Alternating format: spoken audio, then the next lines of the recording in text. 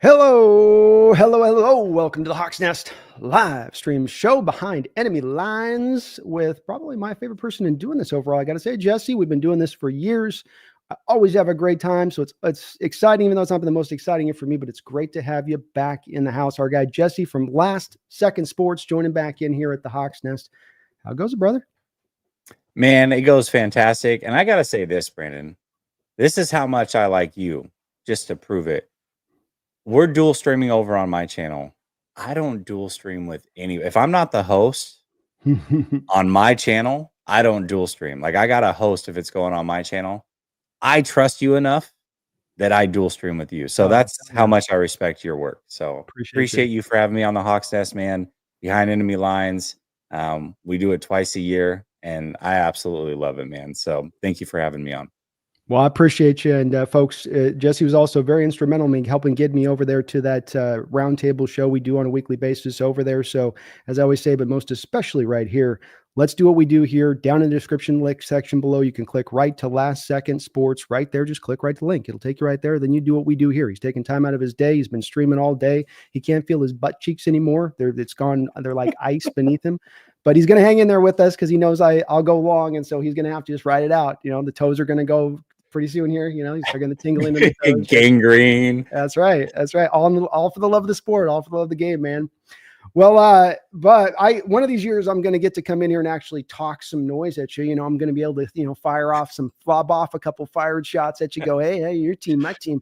Yeah. But unfortunately, I keep coming into these sessions with my hat in hand just a little bit. Even though we are close a bit in this division, your team rumple stomped us just a little bit a couple weeks ago, and I know you're a little bit not sold fully on your team right now, which gives a lot to talk about, but we're coming in here kind of both on two different sides. I think I'd love to hear, I know people have been hearing your thoughts on this, but especially that we're both kind of coming into this game on two different spots of the same place, but from different places, being that for us, we lose, we go, okay, any chance of competing is kind of out this year. From your standpoint, it's if we may lose, really not as much the chance to getting to the Super Bowl side of things. Is that a fair way of kind of presenting it? I actually am going to lean more with, I think the chances of making the playoffs are almost dashed at that point. From the 49ers side of the house, and I know it's the same way with Seattle, but from the 49ers side of the house, they have a couple of games that are, to me, pretty much must wins. That's the 3 division games and then the game against the Packers. And the reason I include the Packers game is because if the 49ers don't win the division, like let's say the Cardinals just go on this run, they win 12, the Niners can't catch up, they still might be able to make it in as the second best team in the NFC West by beating the Packers because they would have that tiebreaker. And so that would edge them out. But if they lose to Seattle and then beat Green Bay, I don't think they're catching Green Bay even then. They're still down in the win and loss column from them. And then at that point, even if you beat the Cardinals in week 18, the Cardinals would probably have the tiebreaker over you if you're lucky enough to have the same record, because their division record will be better than yours. I don't think the 49ers can lose this game. I think it's that dire. They do need to win this game if they want to make the playoffs, in my opinion. It makes sense, especially with those other divisions where they've been at as far as kind of pushing those win totals up higher and higher and kind of lengthening this out a little bit, which would be interesting. And, you know, we're not going to catch you guys with your guard down, I suppose, being the Abita 6 straight times, and they can just walk into it saying, oh, we got the Hawks, no problem. Just walk in there and tap dance our way through this one. But I think a common element, and why I bring that up, is a bit of, I think, I had some wonders at times of if this team in San Francisco was at times putting that cruise control button on. Did they turn it on too firmly this year? Did just things not come together? Was the vibe just not right enough? It just, sometimes the moon shines full and sometimes it gives you a crescent. Yeah, I mean, this year it was, I don't think it was a matter of not turning it on or not being ready or prepared. I think they tried all those things. Everything was off from training camp, Brandon. I was at training camp and the vibe was off immediately. To me, the best way I can explain this is if you go into a restaurant or you go into a retail store, if the vibe is off, you don't feel welcomed, right? And everybody knows this feeling, but you can't quite put a finger on it.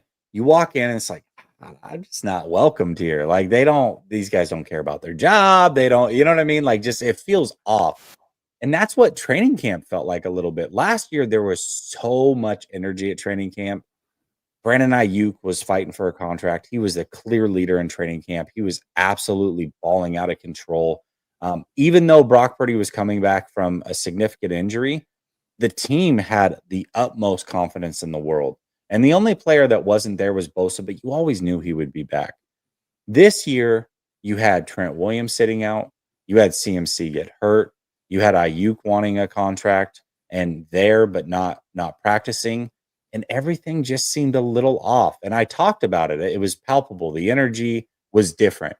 And a lot of people poo-pooed it. But then when the 49ers started out 4-4, I think a lot of people were like, man, the vibes are off. I'm like, well, yeah, I told you this 10 weeks ago. But it lingered. It lingered all the way up through the bye week. I think getting CMC back, and I think just kind of normalizing with the injuries a little bit. I don't know that the vibe is necessarily off, but this team right now clearly has some issues that were not resolved by the bye week or CMC coming back. One of them being special teams. CMC doesn't play special teams, and the special teams was arguably the worst that it was all year, even though it was ranked 31st. They were the worst that they had been. The touchdown percentage in the red zone, I believe they went 1 for 3 this last week. They were 26th, I think, in the league going into this week, below 50%. They didn't help themselves. So some of the lingering issues that have been there this year were not resolved coming out of the bye week. I don't think the vibes are down anymore, but there's still something off with this team. You've been in the stadium both when seeing McCaffrey, I believe, at the height of his powers, and then also I believe you were in there last week in Tampa Bay getting a chance to see him. Percentage maybe you can give me, or how close did he look to vintage McCaffrey to you? 70% maybe. Ooh. Yeah. He wasn't explosive. Not in the run game anyways. I think he was able to do his thing in the pass game. But in the run game, he didn't seem to have that explosion. He couldn't break the tackles that he normally would. And I don't necessarily think it's because of the injury itself. He hasn't played football, and you're halfway into a season where everybody is primed for playing football and their body is hardened towards that. Even if the injury didn't exist, let's just say he was suspended, coming in week 10 to play competitive football is nearly impossible for anybody to do. So CMC is no different. You can work as hard as you want, but CMC is no different. I don't think he lost a step necessarily because of the injury. I just think it's going to take some time to get back into the flow of playing football. Yeah. And that makes sense. And hopefully he can come along further, because if he does get stronger and you guys do stay in the playoff hunt, that's a hell of a boon, along with the potential of, Greenlaw coming in there and maybe kind of helping out the defense a little bit on that side. How's the new defensive coordinator halfway into the year? We talked about it at the start of the season a little bit a couple weeks ago, but now we got more of a full half season. Are you still kind of like, yeah? I mean, what's it when a player is just a guy, you call him a jag?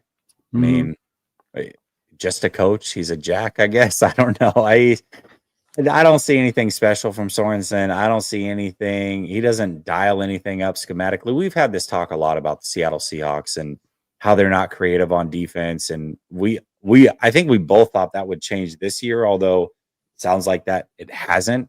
But the 49ers are not creative on defense at all. They don't roll coverages post-snap, hardly ever. They don't show crazy exotic blitzes and then bail out of them. It's the same thing that it's been for years. If they show 2 linebackers in the A gap, they're both probably going to drop out. It's the same stuff over and over. Whatever they show pre-snaps, what you're going to see post-snap. And the run game, their defensive run game is a little bit questionable.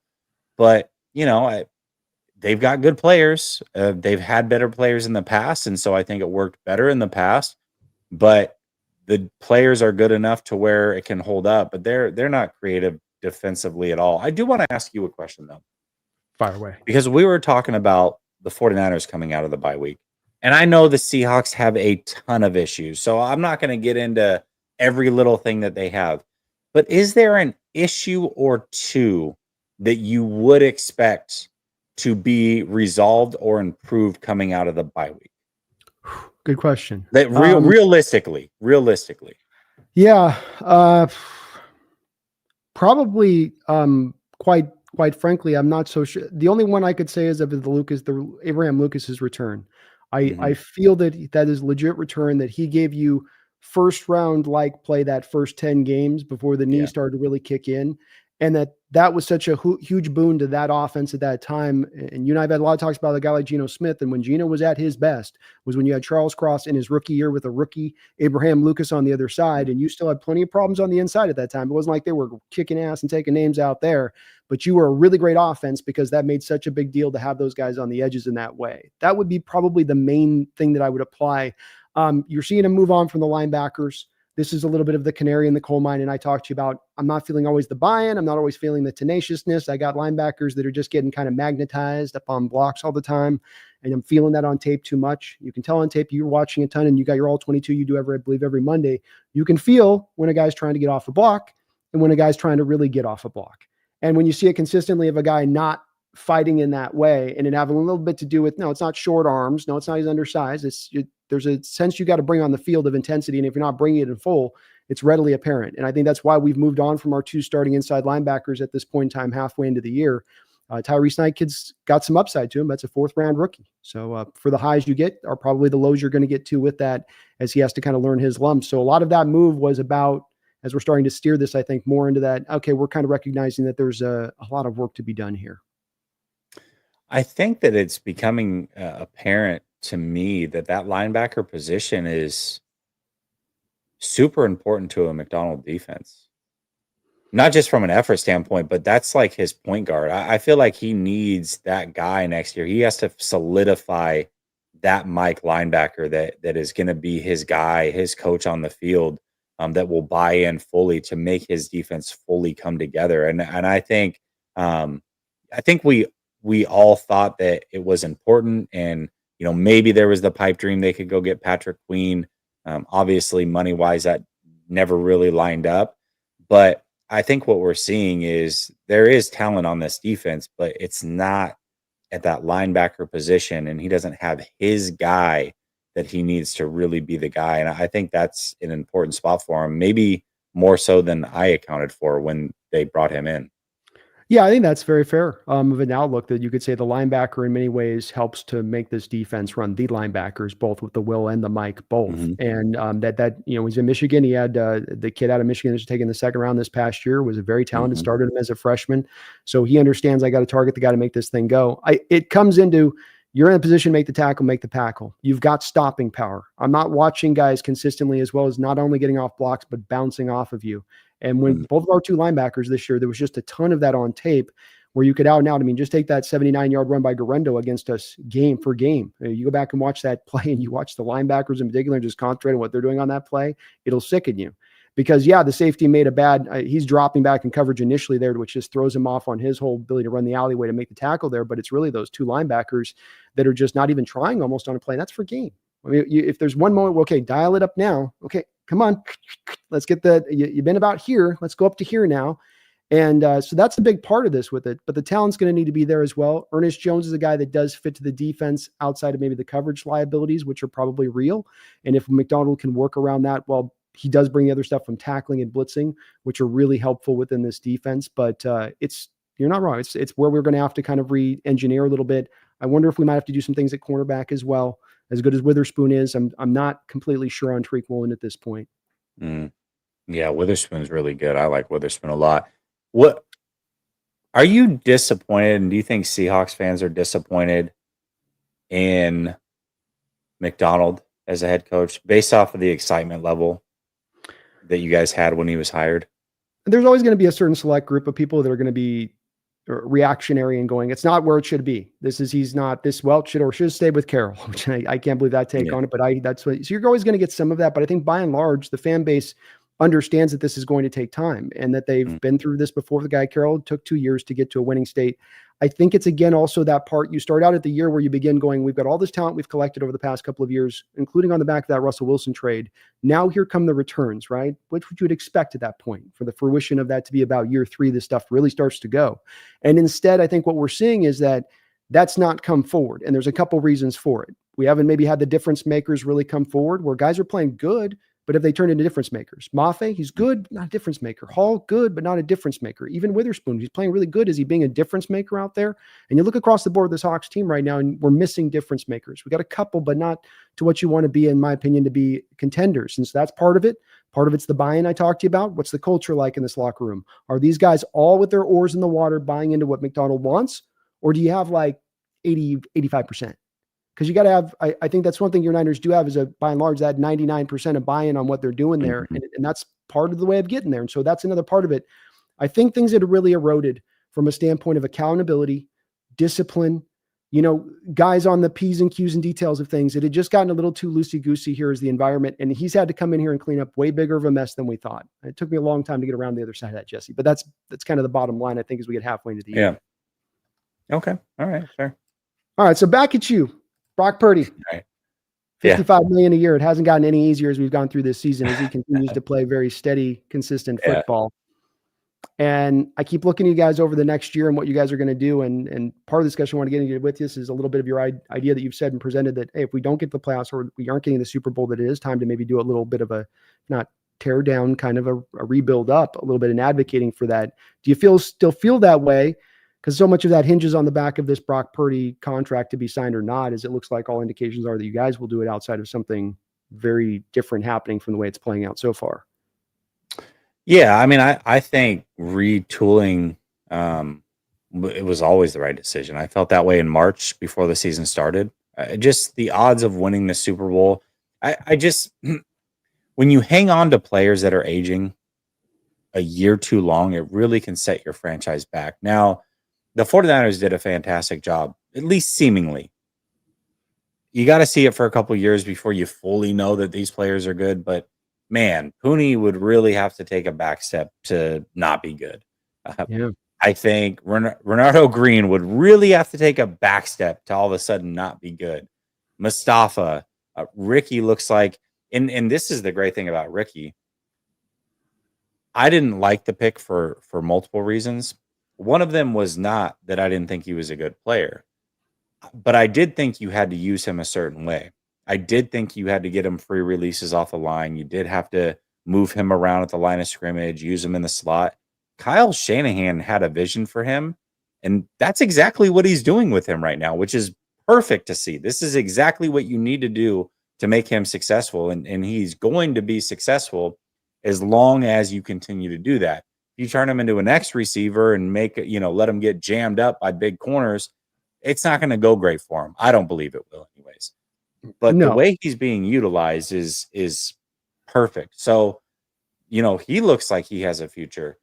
So the 49ers did a great job drafting, which gives me confidence that they can do it again, but they're going to have to do it again if you do give Brock Purdy that kind of money, because these pieces you're not going to be able to afford them anymore. I mean, you're talking about a lot of good players. Now, here's what I will say, though. Fortunately for the 49ers, if you do pay Brock, you're going to say on the surface, okay, well, you can't have the CMCs, you can't have the Debos, these things are all luxury.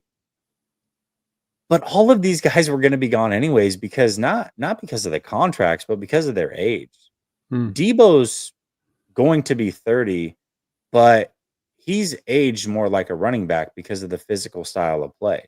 CMC's 28, and we know that that's when running backs start to decline.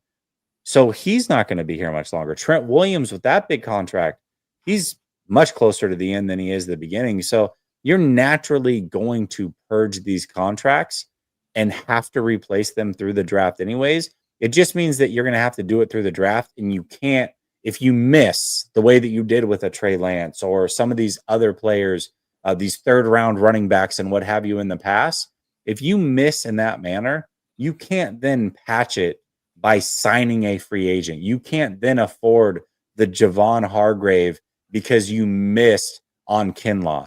That will no longer be an option. So hitting in the draft will be a must, but it is doable. Outside looking in, man, I was looking at the free agent guys you had brought in as to hopefully get a little bit of help this year. Floyd, Collins, Campbell, Gross, Mostos, to the point on what you're saying. Well, those would be those stopgap guys you tend to pay. They ain't giving you much. And that, I agree. You've on top of the guys you mentioned in the draft, Garendo looks like a guy that's going to be at least a guy you can give some touches to here and there and be effective in that way, not to mention maybe a kick returner for in the long term. Jacob Cowling has played pretty well in the spots that you've given him. And I like that kid coming out of Arizona. And if you can say, okay, we're drafting pretty well, then we can lean a little bit more on that and the reliance of that this can turn over without having to rebuild it. Because I was understanding where you're at on that a little earlier, where, okay, I get it because of where the cap situation was heading. But boy, to be able to hit on that many picks that well emboldens me as to where the staff's kind of locked in that way and what they're picking and how they're setting them up in the right ways. And, even your point on Ricky last week, effective last week, but also had a couple of contested catch situations that got where he wasn't able to go up and do much with it, which was part of the evaluation point with him coming out. So, I still think you guys, with how you draft, you can draft like this, then you can overcome that $50 million deal. Yeah, I mean, it's tough to draft like this. I mean, most teams don't draft like this. The draft is very, very hard to nail. And a lot of times fans and even, obviously the front office is always excited about the players they drafted because they drafted them. But there are many times where you look at a class and this class is going to be elite. And 3 years later, you look up and go, that was awful. None of those guys panned out, so it happens. I mean, I think the Eagles have had a class like that recently where during the draft, anybody who's evaluating the talent as far as prospects, they got elite prospect after elite prospect, but those guys didn't pan out. And when you miss like that, and then you also are paying your quarterback big money and you have the highest paid defensive player in the league on the opposite side of the ball, I mean, you really can't patch it. And that's where the difference will be.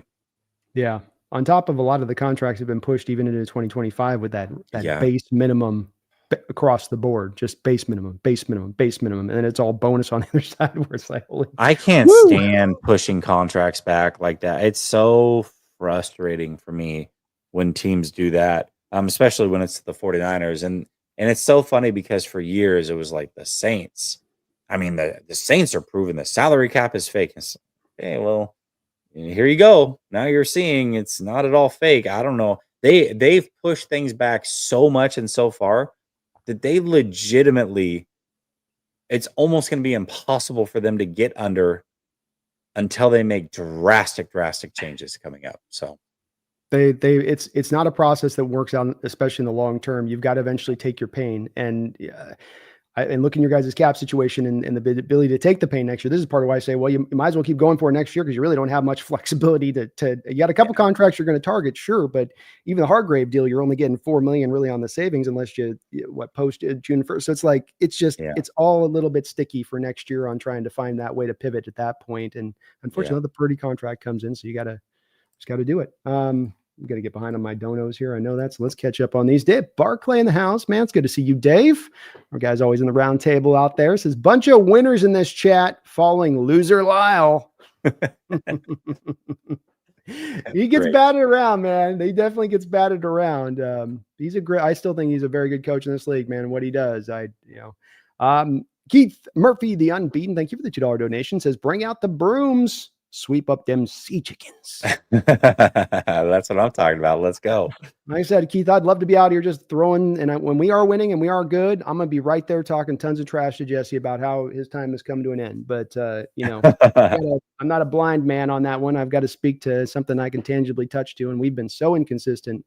And we've had such a hard time with dealing with you guys on a couple of different levels, too. It's not just about just this one thing here or that thing there. It's just a variety of different issues you can go down the line on. And we'd have to solve a lot of that this week to get on top, especially playing you guys at home where you can be pretty doggone tough to deal with. Thank you, though, Keith. What were you going to say? Maybe it's a little early for the question, so I'll say. You fire away, man. It's all good. Do you see any path? Because you're coming across very somber, and I understand why. And I don't think you should be confident by any means that the Seahawks are going to win. But do you see any path like any scenario that the Seahawks will actually win this week, or are you just like that defeated where it's that's not going to happen? Yeah, there's a pathway to it because we're a very talented team from that standpoint that if the talent can come together for a given, we can go. But when they're that inconsistent going up against a team that's been to the Super Bowl a couple times, that has been a conference championship, that's tried and true tested, that is maybe coming into playing their best football right around this time, we're going to be playing them this week. Not to mention they beat the brakes off us a couple weeks ago in a very embarrassing defeat. 1st and 10. I mean, just that play alone. I mean, dude, that play alone, you should speak volumes. Game is on the line. 3 downs and that's it. Done. This thing's over. We're running a 3-4 defense. Safety down in the box. I give up a 79-yard run in that moment. That is, if that's not a heat check moment for a team, I don't know what. And I've seen too many of those heat check moments throughout this season. Daniel Jones walked us in our stadium. I think we've lost 4 straight in our house. We've lost our home field advantage. It's bad. It's bad. And Yaz, do we have the talent to stand with you? Could DK come out there and flourish, and Abraham Lucas can settle down some of the line, and the defense can start to round and show like what they did with Rams last week, where, you did start to see some machinations of the McDonald flourishes that you'll get from him. They were starting to show last week. That was there. But unfortunately, that's not been what we've seen on this field by and large, especially when you leave those first 3 games of the season where you've lost 5 to 6 games. And there is a lot of embarrassing defeats on that board there. Not just you're getting like, you guys lose, you lose games you're in control of for 85% of the game and you slipped out of our grip to the end. Gotten doors blown off at times where it's like, dude, and that's what's gotten me so frustrated when you hear me talk about is like, I'm okay losing, but be competitive, especially with the talent that you put together on this team. You shouldn't be this disjointed and this out of sorts at times it's unfortunately been the way for a couple of years now. That's why I say that this isn't just a this year issue or McDonald issue. This is something that's part of the cleanup process. It's like an oil spill in Alaska. It's going to take some time. We're wiping it off the ducks right now, but look across the water, nothing but slick black. That Giants game was the one, man. That was the one. No excuse for that. There's no excuse to lose to Daniel Jones. I don't want it. I can't see it. I can't have it. It just sticks in my craw, that one. I can't abide. The dude does not abide on that one. Frank the Ocean, thank you for 19 months for Jesse's channel as a member. He does appreciate you for that. Says Jesse's the GOAT. Thank you. Great guest. Thanks for your time. Well, thanks for hopping on in, Thank Frank. You, Frank. Almost 2 years of dedication, Jesse. 2 years. Yeah, man, that's awesome. Thank you, Frank. The Snail, thank you for the $5 donation. He says, we need a Frenemies podcast where Seahawks and Niner fans can dunk on all the losers and pretend we're better than we are based on the past. Let's go, nice. Snail. I'm with it. We kind of do this every Tuesday, actually, where the whole NFC West comes together and we act like it's still the old NFC West. So that's fun. That's true. But a great idea there, Snail. Thank you for the $5, brother. It's good to see you in the house. Keith Murphy, also with a $2 donation, says, Jesse, the vibe been off since 57 popped his Achilles. Yeah, that's kind of true. I could be saying it too with McCaffrey. I mean, if there's one injury I have, if there's one injury on my body I have that's just in the, kind of making me back of my head itchy a little bit, I'm a little worried about when I get the ball, it's the Achilles, man. There's nothing seemingly more brutal than and then now they get all close up on the NFL with the pop too. Now they got to show the pop where they show it like coil off the leg. Like I had my dad used to talk about how brutal it was watching Theismann get his leg snapped by LT back in the day. They do it, and they kept replaying it. Oh, did they? Do you have HD from within 5 inches of the thing, like it's a satellite from space, and the thing's going like you, and then you're like it's like, I don't know about you, if I go deep, I'm like feeling the phrase go off. It's like yeah. I've never seen that surgery, like for the ACL, especially when like that one's brutal. Like they pop that thing down with like it's not good. But and every player reacts the same. Like like, what did I just get stepped on? It's they got it's at the horrific. Yeah. And then the guy the other day was like holding his leg down to the ground. It was like, then you got to have the coach come in or the trainer come in and just feel back there like, it's gone. Yeah, it's gone. Did we need that extra? So brutal. Taking the lock. So brutal. Get him on the GD cart. Okay, please. Let's get him on the cart. But well, hey, Greenlaw might come back, man. And if he can come back and be back to where, I remember back, Cam Akers a couple years ago was part of the Rams Super Bowl run. Remember this, where Rams didn't have much of a running game. And right at the end, Cam came back, and that was off of an Achilles where everybody thought he was going to be kind of Dunsky. And he was actually able to give him some legitimacy to the running game and help balance that off a little bit. Maybe Dre Greenlaw the same. Well, Devondre Campbell is atrocious, so it can't be worse than that. He's so bad. He is bad. He made like one run stop last week, and that was about the only moment I remember him popping up on when I watched the game. I'm like, yeah, he's not Packers Devondre at this point. Dave Barclay, thank you for another $2 donation. Says when Jess says linger, Pineapple Express pops in. Nice. Great. It must be a quote from the movie. I haven't seen Pineapple Express in so many years. I can't. And it's not one of those quotable movies for me. Like Zoolander for me. Step Brothers, like those are the movies I can quote. I'm with you. Ace Ventura, stuff like that.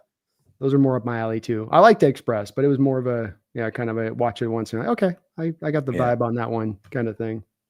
I have a hard time with the Gruffy. He's the same in every role, Yeah. Garth, thank you for the $5 donation. Says Jesse is the OG of Brando's Behind Enemy Lines. Love the collabs you too do. I think you were the original, by the way. I think on my channel, I think the first collab I did was with you.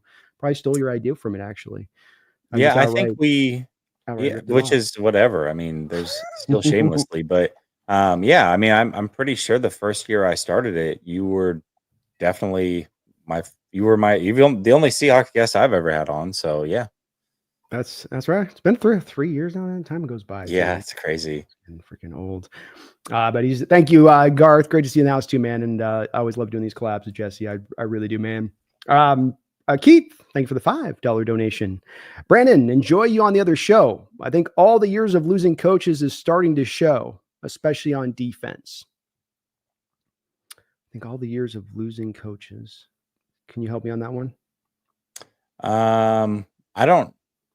If he's talking from the 49ers aspect, yes, clearly. That is true. Yeah. I thought he was talking from a Seahawks perspective. I did too for a second. But I think he is actually talking on the 49ers side. And because you had asked, this is probably back when you were asking about Sorensen. And I think he's right. I mean, we've lost some great defensive coordinators, man. Some great defensive coordinators. Some good defensive coaches. Kasurik's been key, and he's been here. But yeah, I think you can only find so many great defensive coordinators in a row. It's really hard to do. And clearly the 49ers are struggling to do that once again. So I still maintain they should have stayed with the guy last year. Give him Wilkes. I think they should have stayed with Wilkes. I think give him some continuity for a second year and see if, he can. Wilkes, to me, I loved the hire. Now, I didn't love that they stripped him of what he thought the defense should be. They literally square peg round hole and said, you're going to run the defense the way we want it. But I think even given that, he did a pretty good job. But the players didn't vibe with him, man. They weren't, Bosa and those guys didn't vibe with him. That much was clear. And so I don't think you could have brought him back, but I think he got an unfair shake. And I think if they did vibe with him or could get over that, he's better than Sorensen. Well, it's all irrelevant because it's going to be Saleh anyway after this year, right? So it's all hopefully, man. I hope so. I would love that. But Saleh, Green Bay, man, he's best man in LaFleur's wedding and all, so we'll see. He might end up on that staff. He is for the rest of this year as a consultant. It's so cold-blooded if he did that too. He brings him as a consultant and the DC's just sitting there, like, really? Like you're bringing him in just to I mean, it's possible there, but I'll tell you, if I was the Niners, I'll give you an extra $1 million more a year. That's the other thing that sometimes NFL teams don't do for those coordinators. I wish they would do more of is give them the extra couple million more a year to get the you top. Spend whatever you want. There's no salary cap. Right. Why not? But they sometimes get tied with that. It's like blow them away on the offer. You give them $1 million more. What's he going to say on that? Like, no, I don't. Yeah, I'll come on in, but we'll see on that. I wouldn't be surprised in least. That's all I'm saying. Snail, thank you for being a member for 21 months to the Hawks Nest here. Abe will big boy Bosa in his first game back. A lot of B's.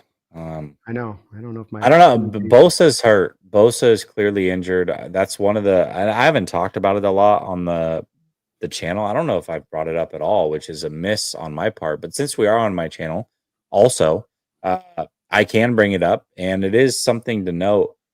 I will say Bosa in the fourth quarter was frequently grabbing that hip that he was on the injury report for. He was limping, he was wincing, grimacing, grabbing that hip after every single play. It was clearly bothering him all fourth quarter long. So I don't know how healthy he can get in a week. I don't know the exact extent of the injury, but I think this might be something that lingers on him for a while. And also 49er fans, we should know this.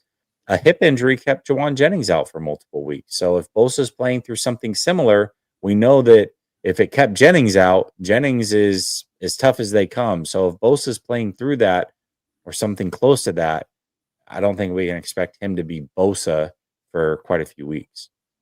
Well, and likewise, I think with Abraham Lucas coming back off that injury, and you talked about coming back mid-season to be at your best. He's been working, but nothing's going to replicate game action. So I don't know if he's going to be in a dominant state right out that gate there on that. Keon Lund, thank you for the $2 donation. Debo, done. Ayuk, done. Purdy, done. CMC is done. He's putting a wrap on you guys with that one, man. It's been a wrap. Is this Debo's last year? I don't know. I mean, they folks on the sideline. He's like, "You gonna keep me?" It should be his last year, but they reworked his deal this last offseason, which we know makes it more difficult. Not impossible though, because they did the same thing with Eric Armstead last year. They reworked that deal and they got rid of him this last offseason. It should be Debo's last year. I think if Ayuk is going to be coming back, Debo is only hindering the progression and growth from guys like Ricky Pearsall and Jacob Cowing and these guys. Clearly, Jawan Jennings, I think Jawan Jennings, Ayuk on the outside, and Pearsall in the slot is about as formidable as it can get. I don't see a reason for Debo to be on this roster, but he's one of Kyle's favorites, so who knows? Everyone slides in their proper position there. You're not then forced to put Pearsall to the outside. You can feature him then specifically into that slot where I agree he can be effective there, but there are those players that you got to look at that this is where I need to be putting him. This is how I need to be setting him up on the play. So I think I would come back okay. I think Purdy's performed very well this year, top 10 rated PFF quarterback in this sport, and it matches the eye test with what you watch him. He's going through progressions. He's throwing with anticipation. He's being probably almost too ballsy with some of his throws, but he's playing well this year. He's playing well. Thank you, Keon. I love the confidence, man. I do say I kind of hope you're right. Bryce Coots, thank you for the $5 donation. Our man out at the Hawks Zone here, one of our great channels on YouTube related to Seahawks content. Please do sub up to him, folks. And thank you for the $5 donation here, Bryce. He says, "Hey, Brandon, thanks again for coming on the Hawks Zone, and so excited that you have Jesse on the show. Love his takes on the NFC and the Niners." Well, let me echo that, Jesse, and thank you, Bryce. I appreciate that. I had a great time doing a roundtable discussion with you and the boys this past week. And Jesse is one of the better ones to do it out there, one of the best to do it out there. There's a lot of Niner content creators. We're not going to talk about them. That I'll watch, and it's in Homerville all the way, and that you're not sure that you're getting honesty, and that you want the combination of somebody that's done their research and looked deep into this stuff, and then also you're getting their honesty with it. And if you're just getting one or the other, to me, you're not getting somebody doing their job right when they're doing this. And with Jesse, he checks off both of those marks in full. This is a guy that even as they're in this run right now, where it'd be very easy to slide into being a homer and to just being giving you the nothing but the Lombardi truth, instead comes back and says, I'm going to try to actually give you guys really where I'm standing on this, right or wrong. And I always say, right or wrong, you'll know I'm always coming from a truthful part. And that's part of what I love about Jesse is he's the same way. Just want the honest takes. You want where people are really coming from. Yeah, but shout out to Bryce. I went on his channel earlier this year, the off season. I don't remember exactly when it was, but I had a lot of fun over there. They're good guys. They're great guys. Yeah. And they run some awesome content here. They're cooking it up this season, doing some great work. But thank you, Bryce, man, for the $5. I'd love to come on again anytime. We'll have you on my show here some point in the future too as well, brother. Dave Barclay, thank you for the $2 donation. Says, like and subscribe. Most chat is OG, but still. Thank you for reminding me that, Dave. I definitely forget about that part. Please do hit that like button. And whether you're on my end or on the other end, if you're definitely on my end here, please do sub up to Jesse's channel. That's Last Second Sports over on his side of it. Like I say, you run some great Niner content. You always want to keep an eye on the enemy. You got to keep an eye on that enemy there. Dave Barclay also says with a $2 donation, why Sea Chicken Crossroad to quit the team? Oh, wait. Okay. Why did the Sea Chickens cross the road to quit the team? Well, I mean, man. at least they're moving with a purpose. I'll say that then, what are you going to do? Thank you, Dave. Brother Bob now. Oh, we got Brother Bob. Brother Bob, man. I haven't even seen Brother Bob in a while. It's been a while. Brother Bob is a hard worker, man. He's a lawyer and he's got a lot going on. So it's good to see Brother Bob in the chat. It's been a while since I've even seen him.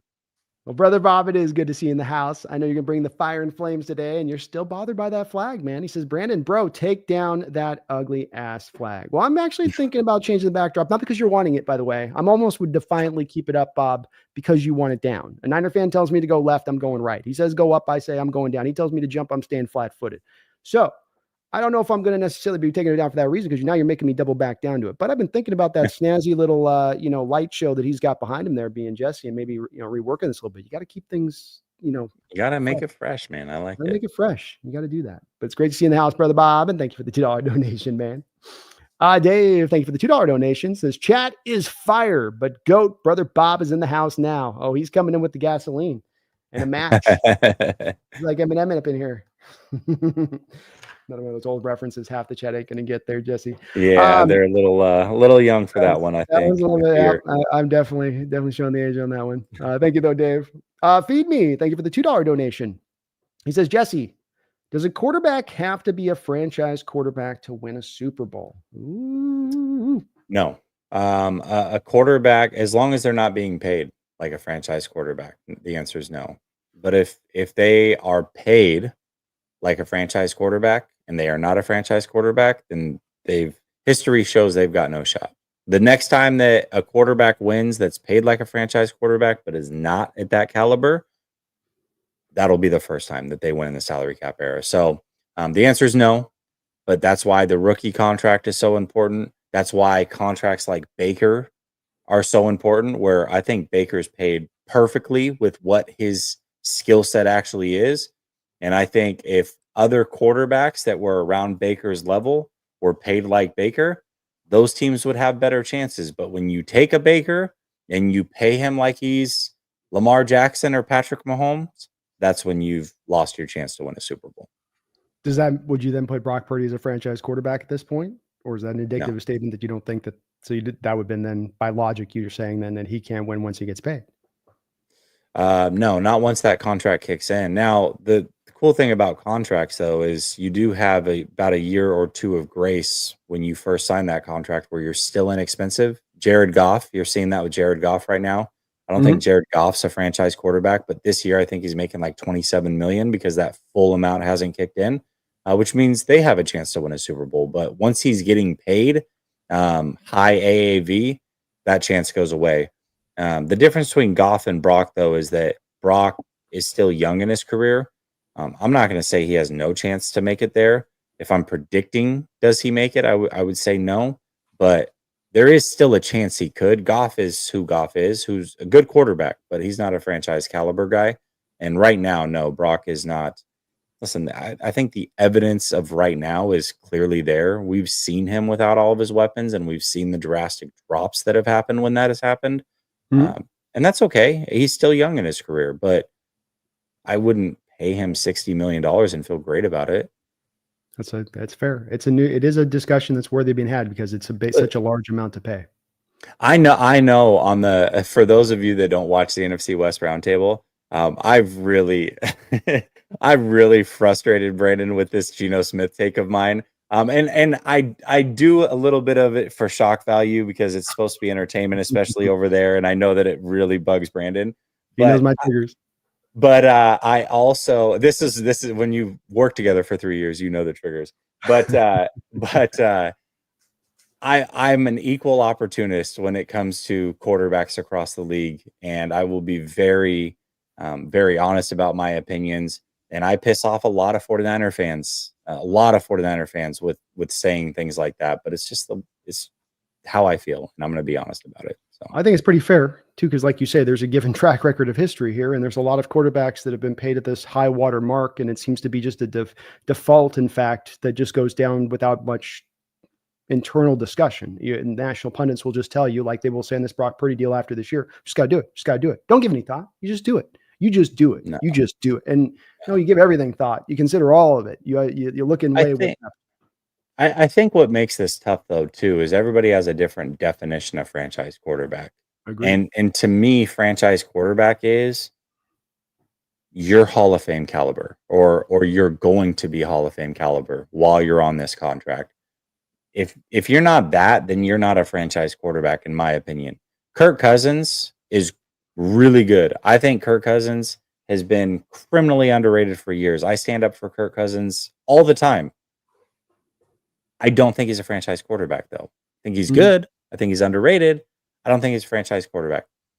I don't think Kyler's a franchise quarterback, or Dak, or there's a lot of guys, good quarterbacks, but they're not franchise quarterbacks, in my opinion. So you'd have 4 on that list then, about, you'd say, of what you consider NFL wise in that mark. Yeah, I mean, it depends, because I think Herbert is borderline. I could see Herbert getting to that point, right? Okay. He's extremely talented, I'll tell you that. I mean, the talent's not going to be the reason he doesn't get there. No. And Stafford is the other one where it's like, he might. Now we're starting to see like it might, and it falls off quick for these guys. Maybe it's falling off for Stafford, and maybe he is no longer that. But coming into the season, I did have him as that because he was still Matthew Stafford to me, and I think Matthew Stafford's borderline Hall of Fame. I agree. I think that I'm probably very much in somewhat of a similar place on that, Jesse, as far as my outlook with it too. So absolutely. And we're going to get to Geno talk here in a second on this, because you had a good question to bring up here that we'll cover. I'm trying to catch up on the donos, or else I get super far behind on these. Brother Bob, thank you for another $2 donation. Says, Dave, that's all you. Brandon knows snow. That's yeah. That's we're not going to talk about what he means there, but yeah. Is that the devil's powder? Yeah. This is Brother Bob. But see, Brother Bob, I said I missed you. I might have spoke too soon. Let's go. Dave Barclay, thank you again for $2 dono as well. Says, Lingerer, man. Lingerer. Not a great movie. Yeah, so he agrees. Pineapple Express, not a great movie. Yeah. It's got some funny moments, but McBride's probably the best thing about that movie, really, when we want to get down to it. Dave Barclay, thank you for another $10 dono, brother, and appreciate all of the support today on the channel on both runs here. Says, got any more of that gum, Ace? That's none of your damn business. Dan and I would appreciate it if you would stay out of my personal affairs. Weird guy, Ace. Weird guy. I quote movies all day at work. I do too, man. I still do to the day, So I have if you're like me, and I imagine that you probably are, I'll quote I'll have conversations by quoting movies. So it's well, there's nothing better when you go with a random stranger and they pick it up, but then there's also nothing as kind of cold and just sort of brutal when they just give you the look like, what, weirdo? Right. Huh? Yeah, okay. You didn't see that. No, I don't. What are you talking about? It's a good movie. Check it out. But I'm the same way, Dave. I'm the same way. Classics are classics. Brother Bob, thank you for another $2 donation. Says, of course, Bosa didn't vibe. Oh my God. AKA a black man. Dude, Brother Bob, go back in hibernation, please. Oh, jeez, dude. Racism in the 49er room. Oh, Why man. am I not surprised? God, dude. Thank you, Brother Bob. He also says another $2 donation. Jesse's eye, but Nails is way better. Not close. Not close. All right. Fair enough. Dave counters, though. He says, Brother Bob, with the $2 donation, Jesse is the greatest fan content creator in the game. So there you go, Bob. Final word on that right there. I think the final word there from Dave. And Dave, man, you're a champ. I know Dave too. He dropped like 250 some dollars, a ton of money on me. Definitely Scrooge McDuck type of dollar on me last time we did our stream. So thank you again, Dave, for all of that support last time as well. You were amazing, bro. Cast 99 with a $2 donation. How far apart are the Hawks 49ers on a rebuild? We're going to be like two ships passing in the night. We're both going the same place, going different directions. I don't want to necessarily say I want to rebuild, but if I'm taking the temperature of the room right now through halfway through a year and seeing what Seahawks are kind of doing, even with this recent move of letting Dotson go, it would appear to me that maybe McDonald's made the case to Schneider here that we're going to have to change a bit of this culture, buddy. And that would indicate to me that it, fortunately, unfortunately, whatever you want to call it on that there's more of a rebuild look to what the Hawks are going to have to do. I'm not so sure. Yeah, I think the 49ers are more in a retool mode, which means you've still got cornerstone pieces. You just kind of got to find the edge pieces and the fringe pieces. You got to replace those on the fly. But I actually read the question a little bit different, and I think you read the question right. But let me ask you this way. All right. If the Hawks do rebuild, how close are they to being competitive again? I think you're still a plus another year out. Okay. I think that within a year by 2026 that you can get to the place of being good there. But we're really looking right now at a necessity of potentially both inside linebackers needing to be addressed. Two of your outside corners needing to be addressed. 4/5. Lucas may be coming back and healthy, but no guarantee that knee's good to go. He hasn't played for about a year and a half. So there's a real, there's a, reality we're facing here where you got to go find 4/5 of an offensive line. That's not a place of you come back to 2025 and go, okay, no cohesion, no continuity. They're going to be developing the chemistry on the fly, but that's just going to cook from day one if that happens like that. And so to me, that means there's a little more say nothing of got to go get a nose tackle on the front. We have nothing there. We got Byron Murphy. One of the reasons his depression here has happened as a first round rookie is because they're playing him as a nose when he's really a 3-tech. He played nose at some nose at Texas, but it was a sample size of snaps. It wasn't 24/7 rocking nose. And he's a 3-tech. I mean, he's a 3-tech in size, ability, and all that. So there's a bit of stuff to be done there that I think is going to probably take about a year. Say nothing of that. He's more Matabike, I think, than Vince Wilfork, right? So. Yeah, and with Matabike, you had Pierce there as your nose tackle, and now Travis Jones. Travis Jones out of Connecticut from a few years ago. Now he's a monster in the nose tackle. You're not putting Matabike, but the problem is that Jonathan Hankins has 0.5% left in his gas tank. And Cameron Young, who you drafted last year in the 4th round, hasn't developed. So you don't have any other nose tackles you can call upon. So by the measure of desperation, we have to throw him out there because he can kind of do it, which just speaks to how good of a player he really is, frankly, that he's able to even hold up in that role. But that's why it's being done. That's going to be a priority, I think, in the draft this year for them. They're going to have to go get that nose. I think that's a good point. A nose and linebacker, I think those are going to be heavily drafted this year for them. Hard to find them. That's the problem here too. This is these inside linebackers and nose tackles, man. There's like 2 quality nose tackles a year, and there's maybe 3 inside linebackers that are worth a damn. I mean, it sucks. I don't know why it's not better. And we might have more inside linebackers this year. So you got Stutson and you got Carter and you got some other guys filled in there. But every year I've been scouting on this stuff. It's like you get your a Leo Chanel and Anderson out of Montana State. And then there's this drop off a cliff to the next guys that you can bring along. And you're just like, and it's evident on tape. You can just see it where you're like, oh Lord, there's nobody else popping here. Like the Peyton Wilson guy that got drafted by the Steelers in the 3rd round, insanely talented. He doesn't have an ACL. Yeah. I'm not saying like kind of quasi doesn't have an ACL. No, he doesn't have an ACL. Doesn't have an ACL. And that's on top of shoulders that don't work. But the talent was just like, it was you could see it on tape. The guy's awesome, but I get a little dodgy when you start telling me the guy doesn't got an ACL. I start going, we'll not gonna last very long. Yeah, but it might be a hell of a 3-year run, though. You might have a hell of a 3-year run on that. Y2K, thank you for the $5 donation. Are there any Hall of Fame level receiver, running backs, or tight ends in next year's draft you see early on in next year's draft? Go Hawks. Hall of Fame level. I mean, listen, you're just talking prospects, like good prospects. I'm not even in that process right now to be looking at these guys, but I will say the wide receiver out of Arizona is pretty freaking incredible. I've got my Mike Evans comp on him. Do you like that? That's a great comp. No, that's actually a really good comp. Yeah, it's a really good comp, actually. Yeah, I love that comp. If you go watch and if you ever get a chance to go watch that Texas A&M highlights with Manziel and him getting Manziel drafted the 1st round and just him, I mean, unbelievable high pointing of the ball at the college level. And Teatre McMillan does this. I can't say his name. I butcher those Polynesian names, but McMillan does a great job of doing it. I don't know if I'll go Hall of Fame. I don't even know if he's going to run it fast enough for you to get drafted into the top 10 range of things, but the ball skills are insane and the catch radius is crazy. Giante is a running back. That'd be the one guy. I don't think there's any tight ends. Ashton Genty. Yeah. Oh my God. Yes. He's going to literally be taken in the top 10 minimum. And that's hard to happen for running backs. That's almost impossible. He's so good, man. He's so good.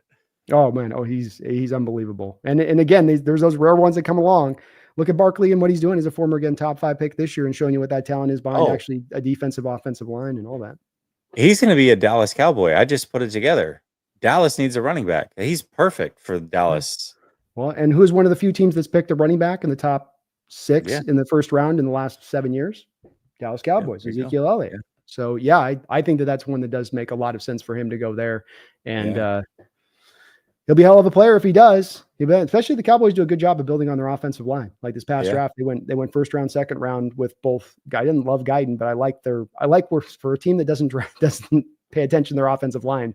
It definitely caused a little jealousy for me watching them at least do that. They don't run a lot of the rest of their team right, did the Cowboys, 8.5 inches. But he's 8.5 inches out there. That means he's going to be a good player at 8.5 inches. Now, if he's 8 inches, now, no, not going to happen at 8 inches, but 8.5. Now that's a bow player. Okay. That's a Cowboy. That was so sketchy. But I will say this.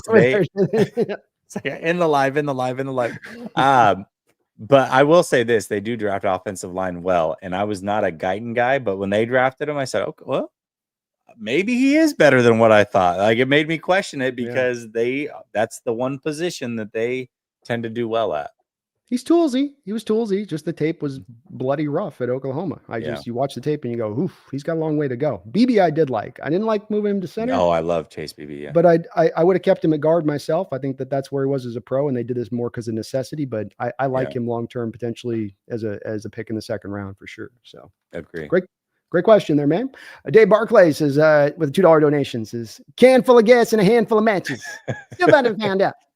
Yeah, nice. That's right, Dave. Nice. You got it. Picked up on it. You're part of the club on that one, Dave. He's on our speed, man. Let's go, Dave. Let's go. You know what's up. Keon with a $2 donation says Geno's going 330 and 3 touchdowns. K9 gets 130 with 2 touchdowns. I'll tell you, it would make me very happy with how much you've shaded our Geno Smith if he threw 330 on your team this week to put the stake through the heart of the Niners season. I think he's given the next 2 week stats combined is what it looks like to me. Well, I'll have to see again, Keon, I love the confidence, man. And I hope so, because me and him are about to have a little bit of a debate here in this Geno thing if we haven't had enough of one in a second. And I would love to see it because I want to see Jesse brought over to the light. I brought Jake over to the light side. I've helped him see the path to the righteousness.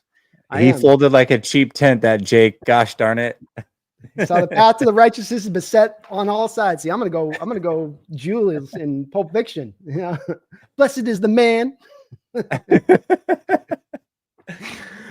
Spider 369. Thank you for the $2 donation. Purdy needs to win a ring before he gets paid. Yeah, I don't think that's fair either. I don't think at least to me, everybody is different on this. Winning a ring doesn't make you, if you're a good quarterback, it doesn't make you great. And if you're a great quarterback and you don't win a ring, it doesn't make you less than.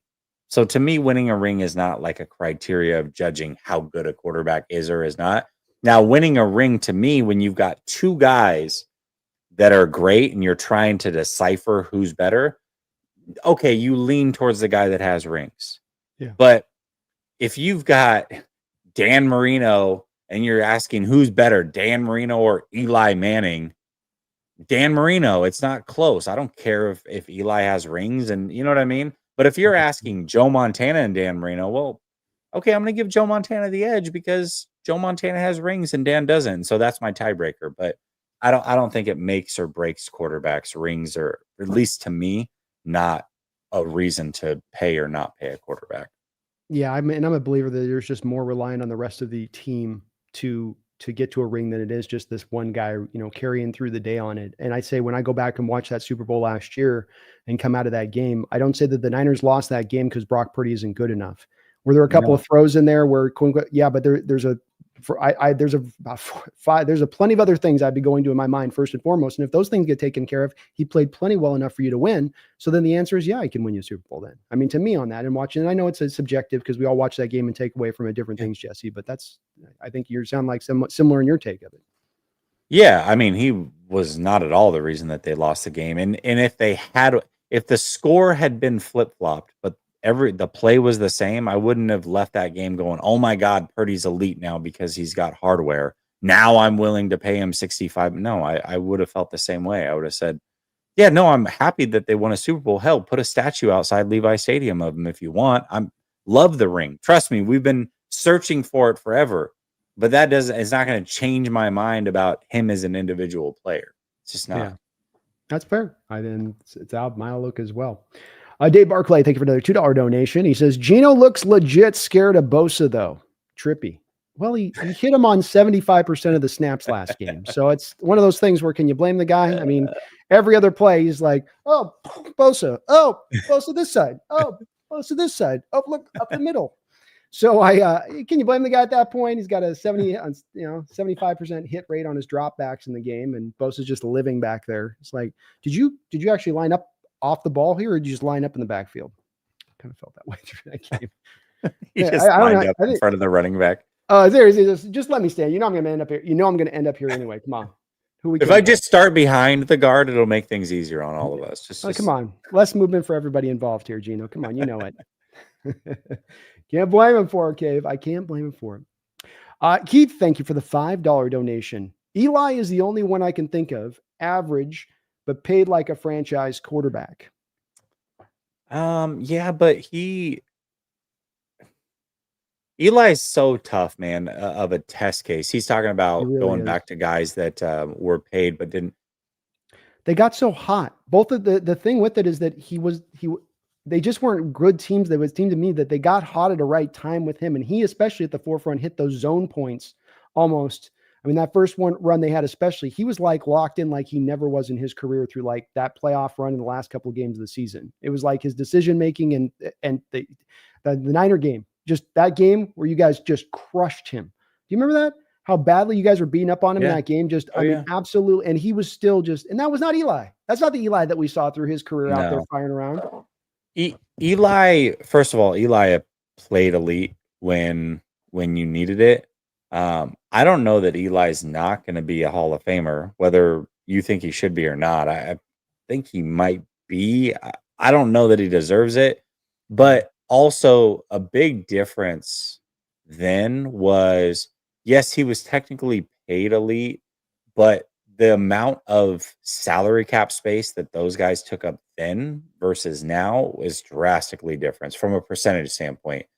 He was paid elite, but he was probably taking up 10% of the cap. Now, if you're paid elite, you're taking up like 15 or 17% of the cap. That's a big difference. It's true. No, that's a very good point. And he was one of the most unique quarterbacks in that way of getting hot like that, where most of those guys, if they're going to get in there, are going to have their runs at least. Where he was good for a while, but not ever really great. And it was just he just kind of locked in at the right time in a weird way. But that's fair. If you're poking holes in my argument, that's one place where he is one. Go. He has been. He was paid, and he did get there. That is no doubt. That is about one it. Place you can go for sure. Brother Bob, thank you for another $2 donation. He says, "Wait, Brandon replaced Norb. He's good. He's trash. Norb's a good man. Norb's a good man. I like Norb. Yes, you can find me now on the Roundtable Show with Jesse on a weekly basis. We over there Tuesday on the NFC West Roundtable. Shady Luke, and thank you, Brother Bob, for all your donuts today, brother. Shady Luke, thank you for the $5 donation. He says, I'm mad at the Hawks, man, and let me tell you why. I love that defensive backfield, and I want more from Hawks defensive backs, and I'm an Eagles fan. Laughing out loud. All love, fam. Well, thanks. I think that we were expecting a little bit more, too, from these defensive backs. Witherspoon hasn't been bad this year. I think that they've just struggled to find kind of the right role within this defense where it isn't just as simple as, well, he'll just be Kyle Hamilton, as we kind of thought it would be. It's been more of a little bit harder to kind of pin down and get him into the right spot. Still playing really hard, still playing well. Tariq Woolen, he's a good cover man. He can take the ball away. But as far as tackling goes, something to watch for this week when you guys run your outside zone, for instance, Jesse, is going to be how much of the time are you running that outside zone to Tariq Woolen's side? How many times are you getting the pitch play over to Tariq Woolen's side to test him as that forced defender? And something stands out on tape with him is he just doesn't, still at this point, you got a receiver that's been converted to cornerback, if I can put it like that.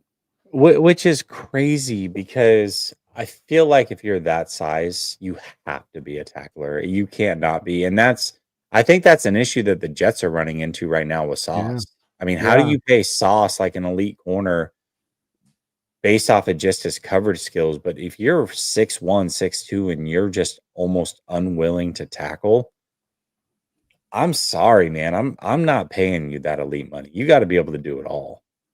Agreed, because offensive coaches now more than ever, like your darn Shanahan, are going to attack you ad nauseum at it. They're not going to let you off the hook. It's not like they're going to start running into the A and the B gap. They'll go, oh, this guy's a deficiency here. Let's just keep attacking it. And then you have a defense now having to overcorrect to fix to the thing that they're going to attack. And now the other stuff on the other flip-flop starts to work. So it becomes this push-pull game. So safeties are starting around. Julian Love's pretty solid for us. And Kobe Bryant was a transfer from outside cornerback to slot to safety. Now is finding a home there as our safeties go. But as far as the outside corners, we hoped that we were going to get a lot more productivity. And I don't think you're able to run as much man concepts because you haven't been able to really blitz as much because you're still trying to just get through the basics here of this defensive scheme. And you can't get to the advanced stuff until you get the basics down. And unfortunately, it's just taking a little bit of extra time for the defense to get, I think, the basics down. Yeah, and I think that's when you look at the Ravens, that was definitely a staple of that defense. Those corners will hit you. They'll tackle. You got to do it. Yeah. Because you're going to be put in every position on everyone that you will be that forced defender. You will be lined up. It's not, they're not going to hide you. And because you can see every kind of iteration of a play flowing in every different direction and the coverage is flipping and switching, you've got to be in a position to be a willing guy on that. And, it's something that stood out is I just think with Tariq, now we're into year 3, and I was going to give him some time on this because he was a wide receiver convert in college. But by this point, Sherman was starting to be a very good tackler. Another guy that transitioned from wide receiver to cornerback at Stanford, same kind of thing. And he was starting to lock in. He had more of that can-do will spirit. With Tariq, he kind of looks like maybe I'm making some business decisions here, just trying to get through the third year, be eligible to be paid at that point if I get enough interceptions on that side. And my thing with it is if you're going to be that guy, then you better be a lockdown corner and you better be getting like 7-8 interceptions a year. And he's not quite in that territory of things. Reek and Zion coming out of that draft were guys that I loved. And I was so jealous when you guys got Reek and then Zion went, later to the Bucks. But Zion's more willing to tackle than Reek is. Zion's one of the highest rated corners in the league this year, if I'm not mistaken, by PFF. He's balling out there. So but you get that size and that speed, it was like, oh my gosh, are you kidding me with these guys? But yeah, one's unwilling to tackle, and I overlooked that with Reek. I did. And then it's just that I was talking about the Rams game a couple weeks ago with him on those 2 key plays where if you watch the tape, it's brutal where he's just standing there and the ball's coming right to him and he just stands flat-footed there and the receiver undercuts him where that's game if he picks it. That's game over. You're done. You got to go get the ball, yeah. You got to go get the ball, but then it's just countered then 2 plays later where you're stacking the box. It's one receiver set, so it's all tight ends, and then he's peeking in the backfield to help out the run game and gives the play up over the top. And you go, wow, bro. Brother Bob, thank you for another $2 donation. Says Bosa held Baker's hand. He will murder Geno. Why? Oh my gosh, dude!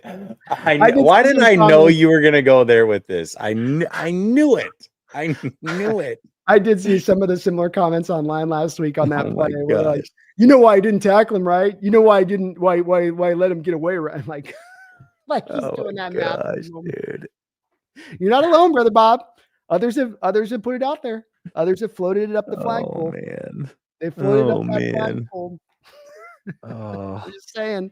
Maybe there's some smoke to this fire, brother Bob. They're pros in the off season, man. Jordan, thank you for the $5 donation. I appreciate you for that, Jordan. He says, I don't think Seattle is far away if Abe is back and we can re-sign Jones.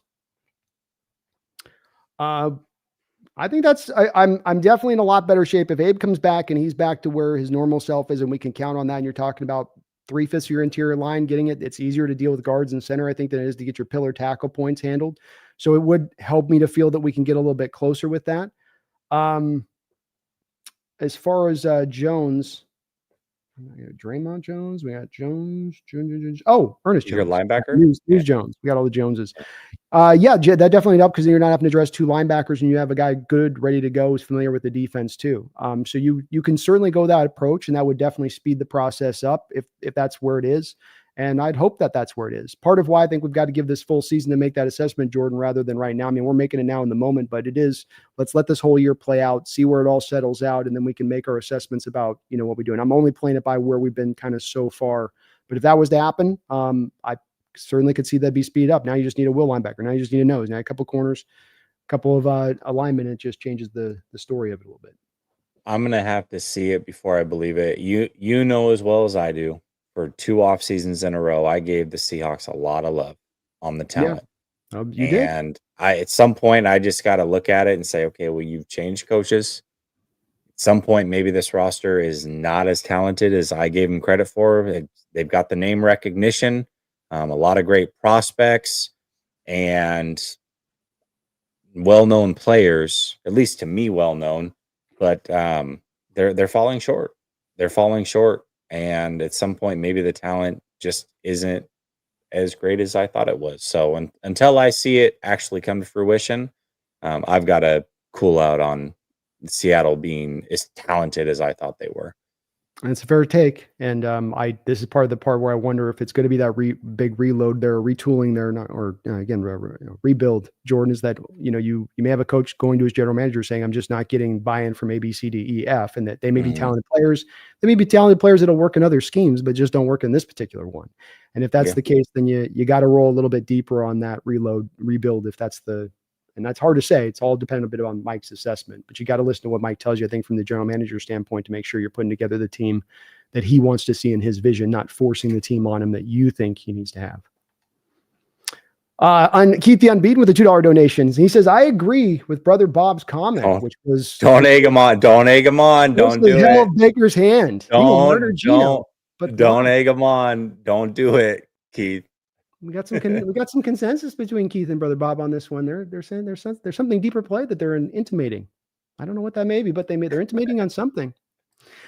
Dave Barclay with the $2 donation. He says, does Gino imagine Bosa with a white sheet on? Oh my God, dude! Stop it! Seriously, stop it! Stop. Enough. I'm calling for a truce. Enough, please, enough. If the next comment is the Bosa lights.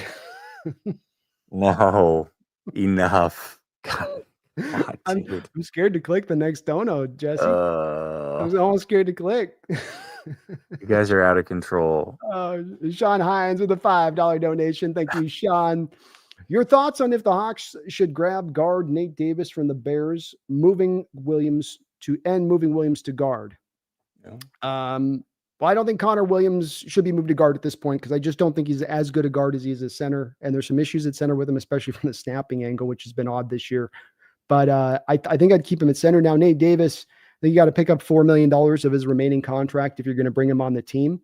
He's a guy that's had some up and down years in his career, but he does have the mobility that's kind of ideally suited to this scheme. He is more pass protector than run blocker, but you kind of already sort of have a guy like this on the roster as it is in Haynes. And I don't know if he'd give you a lot different performance than what we've seen from Haynes, where he can't really do much in the run block, Jesse, but he can hold up as a pass protector. Yeah, well, I mean, you need to protect Gino for sure. Is Haynes actually starting now and playing on a regular basis? No. Okay. No, he's just not been. It's not been good enough, and there's such a discrepancy, I think, between what he does as a pass protector versus run blocker, where he just can't move guys off the line of scrimmage. And I think that's why they've kept Brad, because Bradford's not been particularly good. He's not been setting a high level bar as far as level of play. So it's one where you go, I don't know there. Dave Barclay, thank you for another $2 donation. He says, no black quarterback for the Niners. Lance was close too, but out. Oh, he's going deeper with it there, Jesse. Oh, is it institutional, Dave? Are we talking about institutional? It feels institutional more than this feels a player thing, more than a Bosa thing. It feels like it's a culture thing, perhaps, maybe. Oh my God. Y2K, thank you for the $2 donation. Says, odds Brock Bowers goes down as the best tight end all time. Pump the brakes. Odds, I don't know, 2%. I think that's probably even kind. Yeah, I'd be at the same point. He's having a great start, and he was legit talent coming out. Um, he'll be a perfect fitted type tight end to this modern offenses and what you want to have those guys do. But he's hard to see necessarily. He's got some talent that's going to take him necessarily to some place where you'd go. Yeah, I'd almost have to have the top 5 level talent to start to believe that kind of guy could be there. But he's been great for the Raiders. I will say too, I've been making this case with you for a couple of years. I think that Kittle is slowly sliding himself into that discussion for the Hall of Fame talk. And the reason why being that I think he's going to get a heavy measure of what he's done as a run blocker, whereas most of those guys get set up for being what they do is strictly pass catchers. I think there's going to be an extra mark given to him as a run blocker and what he's done on that part of it, because he has been dominant in that way. And I think that's part you can't undersell with Kittle, even though I know there's some injury stuff there. He's slowly coming up there. If you look at tight end all-time yardage and stuff, he's creeping up. He's getting within earshot of some of those guys that will be names that are not only guys that have been Hall of Famers, but maybe possibly will be guys like maybe a Jimmy Graham type and stuff like that. Yeah, Kittle. No, I mean Kittle's very good, very very good. And that's when you say, I mean, best tight end of all time. I mean, Kittle, as great as Kittle is, the gap between Kittle and greatest of all time is pretty big, and Kittle's great. So does Bowers even get to that level? Like, there's a lot of runway here for Bowers to be even close to that. Yeah, agreed. And by the way, we're both sponsored by Underdog Fantasy here. So use my code, either Nest or use Jesse's code LSS. And my pick of the week is take 0.5 touchdowns the over on George Mother effing Kittle this week, because he tends to destroy. I like it. And you got Tyrese Knight, a rookie linebacker on the outside, starting out in coverage with him. Place that I think Shanahan will try to exploit this upcoming week. My pick of the week is fitting because Geno Smith over half of an interception. I'll take. Even trolling on your pick. Okay, fair enough. He's thrown a few recently against your team. I got it. All right. Marcus B28, thank you for the $2 donation. He says, not a damn thing sketchy about what JJ said. What did JJ say? I don't know. Was he the one that predicted all the great stats from Geno and stuff? Oh, no. That maybe, I don't know. I could be off. I'm not sure. Not sure on that, Marcus, on the JJ. Anything sketchy about what JJ said? Not sure on that one. Sorry, Marcus. Thanks for the $2 donation. I'm not sure on JJ. We'll think about it. Maybe it'll come to us here in a second. Feed me more, Seahawks. Thank you for the $2 donation. He says, you must be the change you wish to see in the world. Oh, I like that. That's good. I do like that. Very based. I'm very based. I love it. Feed me. Let's go, man. Y2K, thank you for the $5 donation. Would you take rookie George Kittle for his career, knowing his career, or Brock Bowers for his career? Kittle all day. Kittle. Yeah, Kittle. I mean, to your point, Brock Bowers might have the opportunity to be better, right? It's you know what it is? George Kittle is the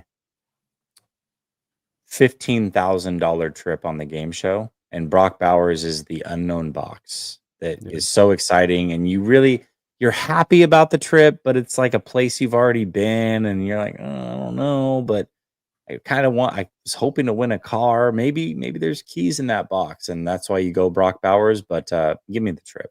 I'm fine with that. As well as taking into account with Kittle that he's never really been made to be that number one focal point of this offense. Mm-hmm. And his productivity comes on at times of being the third, fourth option, whereas Brock Bowers has no receiving help this year, especially once Adams out, and he is the focal point. They don't have a running back there, so it's all about Brock right now. They're going to run that until the wheels fall off. They're going to allow Shanahan him until he's done, maybe even this year. So that's also where I go. So I go Kittle on that one. It's a great question, though. I love the 49ers had some very good tight ends. You got Brent Jones, you've got Davis, but George Kittle's the best of them all. He is, and I would agree with that, and certainly the most complete, but the best in addition to that. So, Spider, thank you for the $5 donation. Is this the last we see of Debo? Also, when do we see Jacob Cowling as a deep threat? Jordan Mason done? Cal needs to deep dive in his offensive schemes. Ooh, a lot to unpack there. Yeah, Debo might be gone this offseason. I definitely still think there's a chance of that. Yeah, Cowing, it would be nice to get him on the field a little bit because he can take the top off. Jordan, dude, I don't know what that was last week. 1 carry for Jordan Mason. Are you kidding me? I don't understand that at all.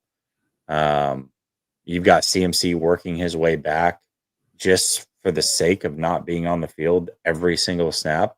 How about get Jordan Mason involved, who's proven to be a good player, but shouldn't shock anybody. And then, yeah, I agree with all these things. So, Yeah, the Jordan Mason one's odd. The flipping, moving some of these carries along the board and just load balance this thing off. You can get him prepped, and I know that maybe there's a sense of, well, I got to have him out there. We need this win, but Jordan's been really good for you. And here's the thing: it's not a surprise. Jordan's good. You've been talking about Jordan for 2 years. We talked about 2 years ago. Was the fumbles at practice are keeping him off? Well, one fumble in the year or something, maybe if that. So that's not the problem anymore. Why not? let me ask you this, Brandon, and as a team that is a fan of a team that is getting ready to face the 49ers, and what you saw in 1 week of CMC and gauging what you think he's going to look like right now in this moment, are you more afraid of a handoff, strictly a handoff going to CMC right now, or a handoff going to Jordan Mason right now? What would strike more fear in you in this moment? Well, Mason, because your 70% comments fall in line a little bit with what I saw on tape last week, where I was like, doesn't quite look as explosive. I wasn't like, I'm not overstating to say, well, shell of himself, but it just, okay, No. it's not vintage. And Jordan got his opportunity this year, hungry with it, running hard. He's the kind of back you and I have talked about in the Shanahan offense, which is actually kind of the archetype. If you go back through the Shanahan schemes through the years, they're more like Mason than they are like a McCaffrey. And that doesn't mean the McCaffrey can't be working useful, but they're wearing down these defenses with a running game over the course of a game. And a guy like Mason who comes in the late third quarter after you wearing him down, and now those tackles that started to be bringing down to the ground in the first and second quarter, now they start sliding off. The guys start getting real tired. It's part of how, to me, it all kind of works together and why those backs work so well with the system, because it's not going to get pass happy at any point in time. It will always stay with the consistency of the run game. And that's what then sets you up to be able to break that back of that team into that third quarter where it might have been stopped up a little bit. Worse, McCaffrey, a little more, he's going to make you miss. He's going to outrun you to the edge. He's going to hit you with what he does out of the backfield as a pass catcher. Still absolutely as dangerous as they come with that, but I still think there's a place for more. There's place for both. It's kind of the point here. It doesn't have to be the one or the other, but there is room for both.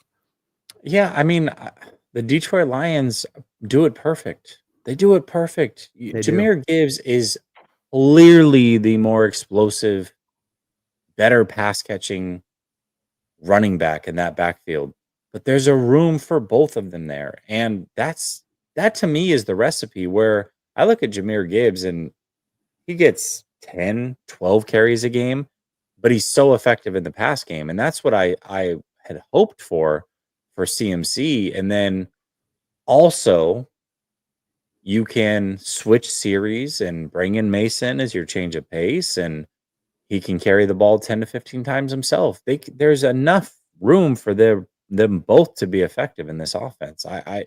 What I saw last week was, I shouldn't be surprised because we low-key kind of predicted it on one of the shows I did last week. It's like, CMC is going to get all the touches, right? But it was like tongue-in-cheek, hoping we were wrong, and it was just too predictable from Kyle. This is what Kyle does. It makes no sense to me.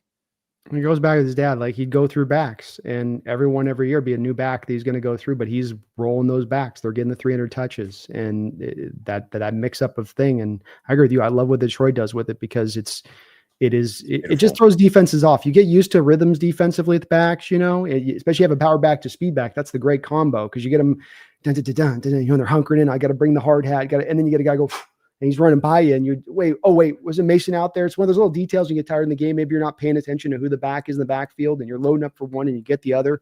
And I just don't think he does any of that. But that's, like you said, it's sort of Shanahan's blood. It goes kind of back to his dad, I think, a little bit, and you're not changing that anytime soon.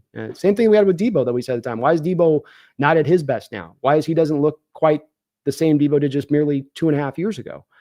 Is it because they ran him into the ground, threw, maybe a little bit. Yeah. I mean, a tiny bit, maybe just a bit.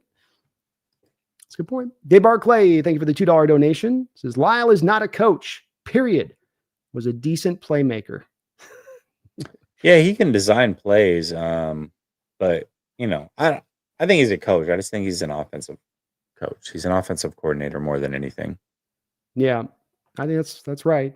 He's a good one though, man. He's kept that offense effective through the years and being there no matter what is going on. Be Garoppolo, Purdy as a rookie, guys in and out of the lineup with injuries at times. You guys are always usually pretty effective offensively no matter what. Brother Bob, and I promise I'm trying to get through these donos. We have 54, by the way, today, right now on the books here for the donations today, folks. So thank you on that.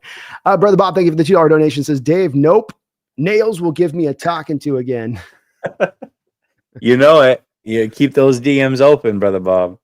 P4 Seahawks, thank you for the $2 donation. Says Kyler Murray runs like he's a robot chicken character. I always love that one of the toddler running away with a remote control in their hand is always my favorite too. Does it look exactly? Hey, we got to give Kyler some credit though, man. He's playing some really good football right now. He's playing some really good football. And I'll tell you, if you are looking at the possibility of going out of away from a Brock to a guy that you could have the rest of your roster, and I know this is not going to be likely something to happen, but it's something that's sort of capturing my mind. I was talking about it on the roundtable a little bit last week about what you're seeing with Russell Wilson and what you're seeing with Kyler Murray, two guys at different ends of the spectrum in their career, but very two similar players at times and what they want to do. And that those guys, that the draw is always to get up to that 40 pass attempt area of things and turn them into the pass happy guys, when in actuality, get them down here, let them work off the run game, let them work off the boot action off of under center. And they can be just completely lethal in that kind of role where you find that perfect balance to strike with them. They want to throw more. Those guys will probably push for more, Kyler, but this is where you can win. This is where you can go get your, your Super Bowl. Yeah, you buying that? Yeah, definitely. I mean, I think short area quickness, Brock's as quick as they come, and so he can be effective in that area. He doesn't have the arm that those two have, and I think that's kind of what has separated them a little bit, but I don't think that they necessarily have the progression read. I was going to say mind, but that's not what I was looking for. It was progression reads. I don't think they can go progression to progression the way that Brock can. I think Brock throwers either. He's an anticipator. Yeah. Well, that's it though. Is Brock, and it's weird because I understand for Kyler. But I feel like Russell and Brock height-wise are pretty similar, but I feel like Brock sees over the middle better than Russell ever could, which is interesting. Commitment thing. So it's part of that, having that great superpower, that the big arm part of it. Brock has to by necessity, right? He can't sit back there and do the whole pirouette around and I'm going to throw it 65 yards in the air on a moon ball. Yep. Russ could, Kyler can't do that. But that also then gets you in trouble because it doesn't force you to do the ABCs of what you need to do as a quarterback to progression. And everything I hear about Brock is how hard of a worker he is on the mental acuity aspect of it. And that's the part that I knocked Russell even at the end here through, where the stuff that's just the pure quarterbacking stuff, the pre-snap reads and the designation, the post-snap ability to quickly go through your reads and make the right choice off what you're seeing. That's the part that I think he's really worked on in his game, and probably even more improved across that first year where it walked in pretty good right from the jump, but has also continued to improve as part of Brock's, where he's gone. Well, there's a reason that Russell didn't work out in Denver. I mean, you've got a head coach there that's a necessity in his office. 100%. But he's working out perfectly in Pittsburgh because it's not a necessity over there. So that's right. He's got Arthur Smith, who's again a quintessential kind of OC. He's not a different player. He's the exact same player he was last year. The exact same player. It's just stylistically, what does he fit more? Exactly. And Russell's got his moment where he's been, I think, humbled to accept that. Okay, that's where I'm going. And the irony of it will be, he might see his come back and have a chance to push in the playoffs with this style, with that defense, with how they run. So he's playing good football right now too, man. He really is. He really is. Dave Barclay with a $2 donation says, what did Lyle do with Lance? Similarly to RG3 in MS? Well, we got to own this one. When you watch the Cowboys trotting out Captain, not fantastic last week with 80 yards passing in lieu of having Trey Lance play instead of Dak, you go, oof, has he just not, like, where is he? And I've been hopeful for Trey, but that moment there with the Cowboys a week ago there where they went with that guy instead of Trey, you go, he's still not, he's been there a year, Yeah, I mean, I think at this point the ship has sailed on Trey. I think when you're a quarterback, confidence means everything, and I think I think his confidence was shot, and I think that's where the Panthers screwed up. Not that they had the right pick there. I never thought Bryce Young was the right pick, anyways. But you can't do the back and forth. It's just not something you can do, and I don't like that the Colts just did it with Anthony Richardson at all. I think that was stupid. Now, Miami did it with Tua, but the reason they were able to bounce back, or Tua, I believe, was able to bounce back mentally, is because they replaced the coach that was doing that with him. They brought in a guy who believed in him or portrayed to believe in him. And confidence means so much. I mean, 49er fans, we know this. Alex Smith's the perfect example of this. Went through change after change after change and was benched and all the things. And then all of a sudden Harbaugh got here and instilled a confidence in him that nobody else would. And it was enough to get some good football from him. So, yeah. And who knows, maybe there was a reclamation there with Trey. Maybe the story hasn't been set and he can maybe find a spot. Very talented kid. But odd he can't get in there. But definitely, you know, Kyle, when he got those guys, the RG3 and the Lance, those guys that he looked at as runners that he had to mold into passers, he definitely ran them into the ground and was not afraid to do so. And we were both on the record a couple years ago saying we didn't like that. I mean, in the game we got injured against us, literally, I'm saying, why are you running power with your quarterback? I mean, nobody's running that in the league. Even Lamar, I don't watch him running power up the gut multiple times on a drive. It made no sense at the time, and it just didn't seem like that Shanahan had much of a plan for him. It just seemed to just kind of like, you know, but yeah, it matters where you land. It matters if you have the coach in. I'll say this too. My chat knows I'm a big Josh Allen fan. Oh, yeah. And a lot of the reason is the only reason is because I predicted he would be great. And I feel like I've nailed that. And so I'm gonna root for that to continue to be a situation. But you know who else is a big Josh Allen fan? Kyle Shanahan. And that's why Lance was here.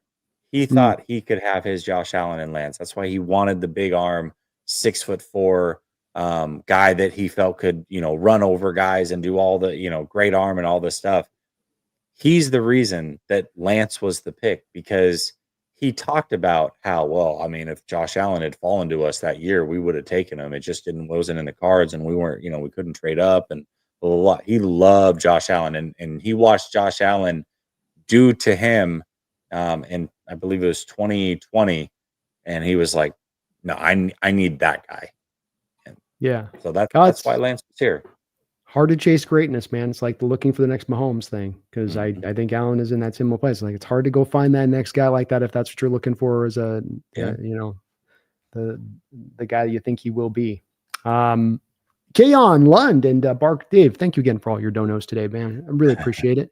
Keon Lund, thank you for the $2 donation. He says Geno throws some pretty 15 to 35 yarders. Moonball Jr. He's got a good arm. He's got a good arm. Geno, yeah. The knock on Geno is not his arm or his arm talent. He'll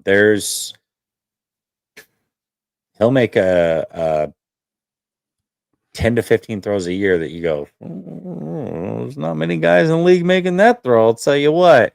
That's not the question with Geno Smith. No, he's definitely got a good lively arm, Keon. And I promise before we get through this stream today, we want to have a little bit of discussion on this. I just want to make sure I get through all these donos, because all we got in the house tonight here, Keon. But thank you for the $2 donation. And he has a very live, active, quick release, very accurate. It's not Moonball, but it's good enough. Dave, thank you for the $2 donation. All your donos today, Dave, man, you are unbelievable, bro.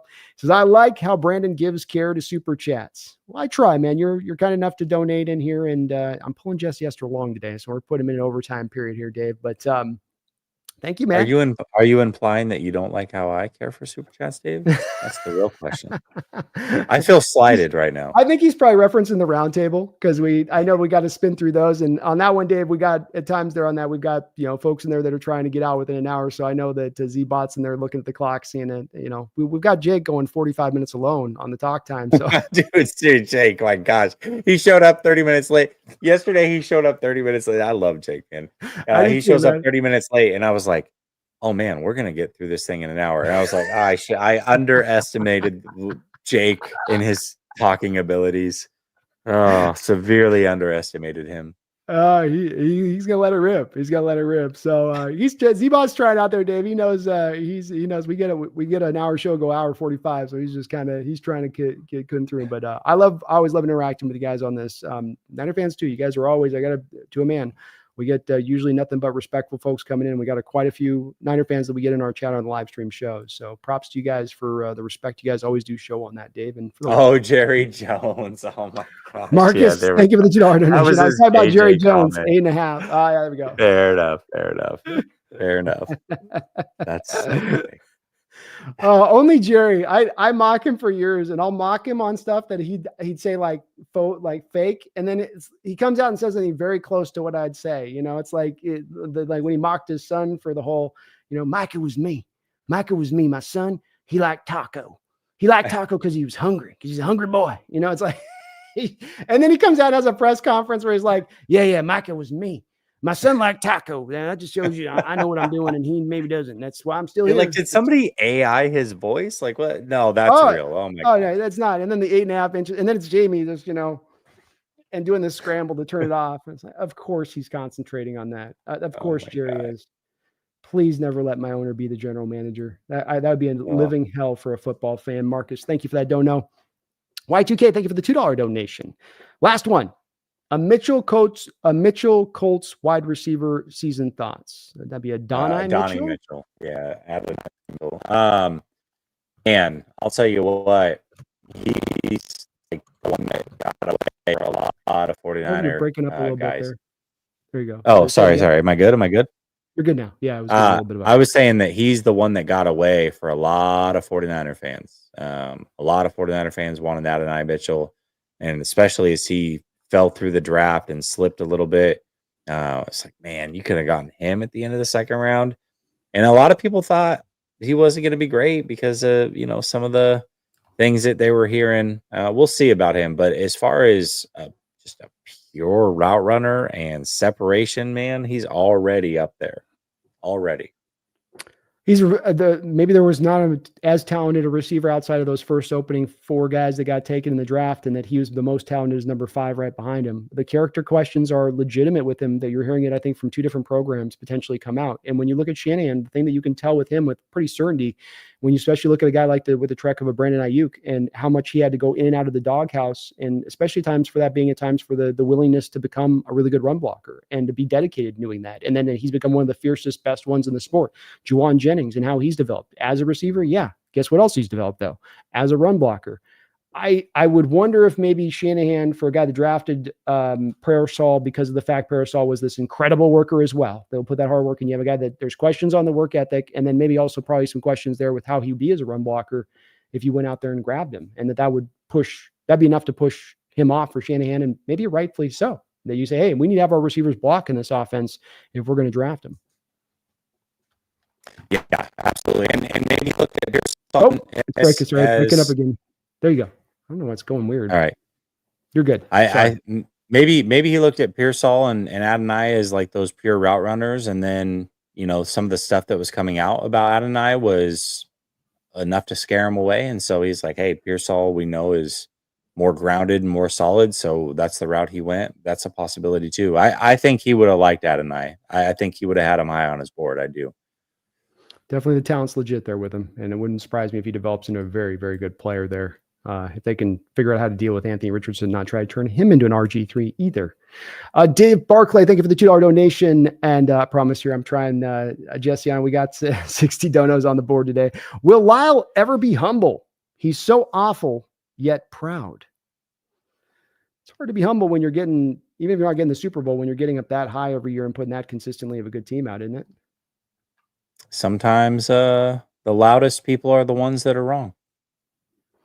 It's true. And the same thing that makes you great is also the same thing that maybe holds you back on locating what is your fatal flaws potentially to that point, Dave, Brother Bob, and folks, we'll probably get through this quick because I'm not trying to keep Jesse here into the 1 o'clock in the morning Eastern time out there. I'm sure his wife's like, come to bed, honey, come to bed.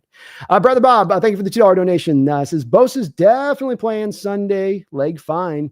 He's got a oh my God, dude.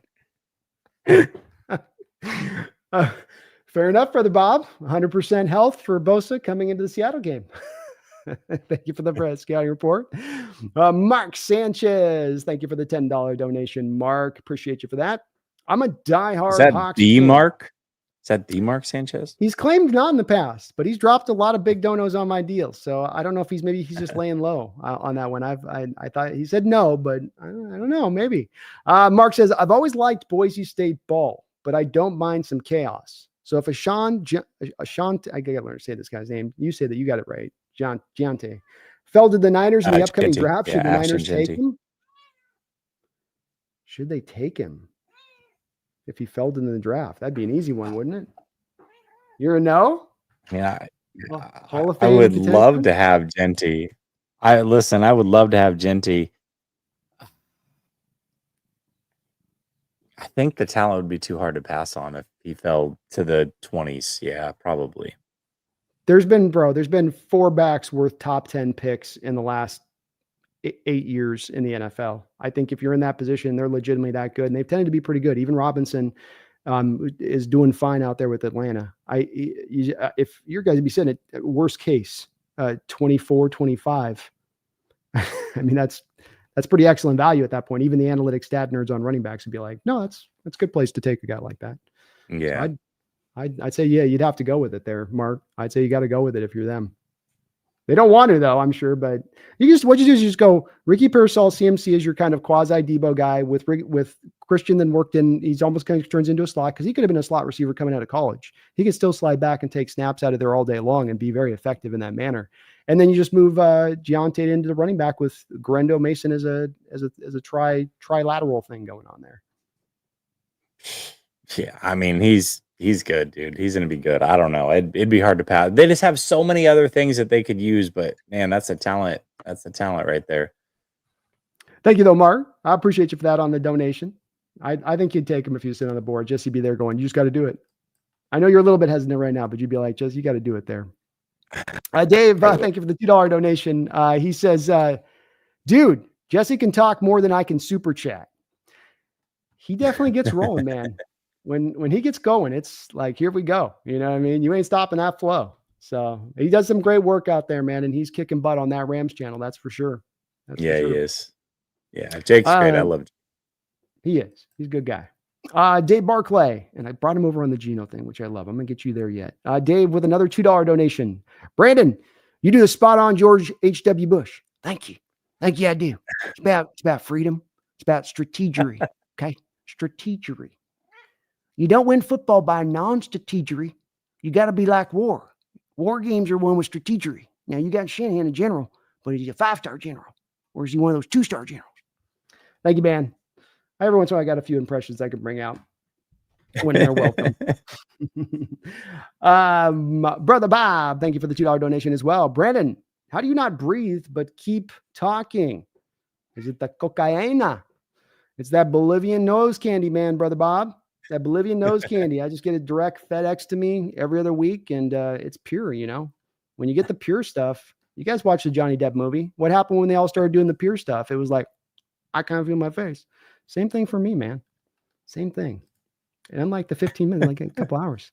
Brother Bob with a $2 donation says, it's not the devil's dust. God made it for us. That's right. It's a plant. It comes from the ground. How can it be bad? God. He wanted it this way, is what you're saying, Bob. I get you. I'm with it, man. That was always the excuse as a kid. That was like always the excuse as a kid. Like, oh, it's natural. It came from the ground. I mean, God would never. No, that's not how that works. From the ground with it. Yes, but then you have to ferment it, step on it, run it through the process. Dave Barclay with another $2 donation. Thank you for all your support tonight. Dave says, you know that one guy Lyle wants 3 running backs drafted. You know that's the one guy Lyle wants 3 running backs drafted. He wants some other guy in the. No, he wants somebody in the 3rd round that's going to be off the team in 2 years. Yeah, he likes those value guys. And look, I mean, hey, they've worked. Breida, Mozart, Garendo this year. I mean, are they going to light the world on fire? No, but will they get the job done and be pretty effective backs in his system? Especially if you can kind of bounce off some of the carries a little bit. Absolutely. So hard to knock his style on it, especially because his dad had a lot of success with it too. They had success with it in Washington at times. And so I, kind of get where he's coming from on it. I don't want Giante on your team, though. That'd be Giante and McCaffrey on the field at the same time. Dude. McCaffrey in the slot, Giante in the backfield. I'm telling you, you're going to love this idea the more you think about it. Good luck. Good luck. Yeah. Well, I want to finish this up, and so good. Folks, we'll go ahead and put a button on the donos. I want to have one little last talk with you if I can. Are you still okay time-wise here on this one last discussion point? I'm fine, but I don't know. My internet does this at night for some reason, like late at night. I don't know if like they do maintenance or what, but that's why I'm like cutting in and out. My internet's getting real glitchy, so hopefully it holds up. But I don't understand it. It's only late at night that it does this, so I don't know what's going on. We won't try to keep it too long, but I did want to have this. We've been set up a discussion I want to have with Jesse on this with Gino and the quarterback thing, and we'll go right into this. Dave with another $2 donation says, Brandon stocks up with the impressions in Blow movie. It's not even my best ones, Christopher Walken, Dave. That's the one I do on my channel all the time. My team lose, yours good, football bad. That's the way it is for me. I got a few of them up my sleeve. That's a good walk-in. Yeah, that's a good walk-in. Not bad. I do an Al Pacino too, if it's not as good. It's just it's late Al Pacino. Like, you gotta win every day. You go down fighting hard. What are you gonna do with it? So it's a few mix of it. Not bad. It's not bad. That walk-in is right there. Walken one's that's my go-to. Yeah, Walken's my go-to. Well, Walken would say to you, Jesse, I don't know why, Jesse, you don't like Geno Smith. He's good. So you're out on him. You're telling me we should get Kirk Cousins. But what I don't get, Jesse, is how is Kirk Cousins going to be good behind this offensive line when he's got a much better one with Atlanta? That's very fair, Christopher Walken. Yeah, so we were talking backstage. I'll set this up real quick. We were talking backstage, and it's no surprise. I'm not a Geno Smith guy, but I thought you guys wanted picks. Atlanta got picks, which means maybe Kirk Cousins will be let go at the end of the year. And a lot of 49ers people will float Kirk Cousins to the 49ers still because of the connection with Kyle Shanahan. But it's just not realistic. But I do think Kirk Cousins is an upgrade over Geno. And so I asked Brandon, would you be interested in a Kirk Cousins stopgap while you're trying to find that franchise guy over Geno? I think he was having it because he thinks there's a lot of other problems with the roster. I don't disagree with that. I just think that Kirk Cousins on this team would bring at least another couple wins over what Geno Smith does. But I could be wrong.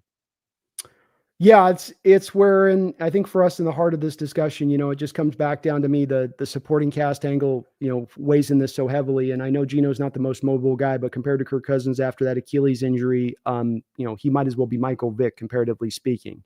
And I don't think that Cousins is going to be navigating a pocket like Geno has had. I think that, we do have our difference of opinion on this one, and it's definitely not going to get solved tonight. But the thing that and it's a deep discussion too, where it goes beyond it. If you are in rebuild mode, do you spend the money on Geno? I think some of it gets overstated where we talk about that franchise quarterback and the cost that it is here, Jesse, where we go, well, you can pay him 15 to 20% of your cap. Well, we're being a little disingenuous if we paint this in that way. Geno Smith, after winning comeback player of the year, has averaged on the first 2 years of this new contract, 6.5% total on what he's taken as far as a cap hit versus the rest of this team. So I guess let's present it to you this way. If Geno Smith continues to play and perform as he is, and that he's at the end of the day putting up pretty good stats, is he not worth on an extension, averaging in the next 2 first year? Because it's the third year of the deal you can get out from under the deal on him if you put him on a 3-year contract extension. So we're talking about the brass tacks cost on not the. I don't like to do the thing that agents do where they go 3 years, $95 million.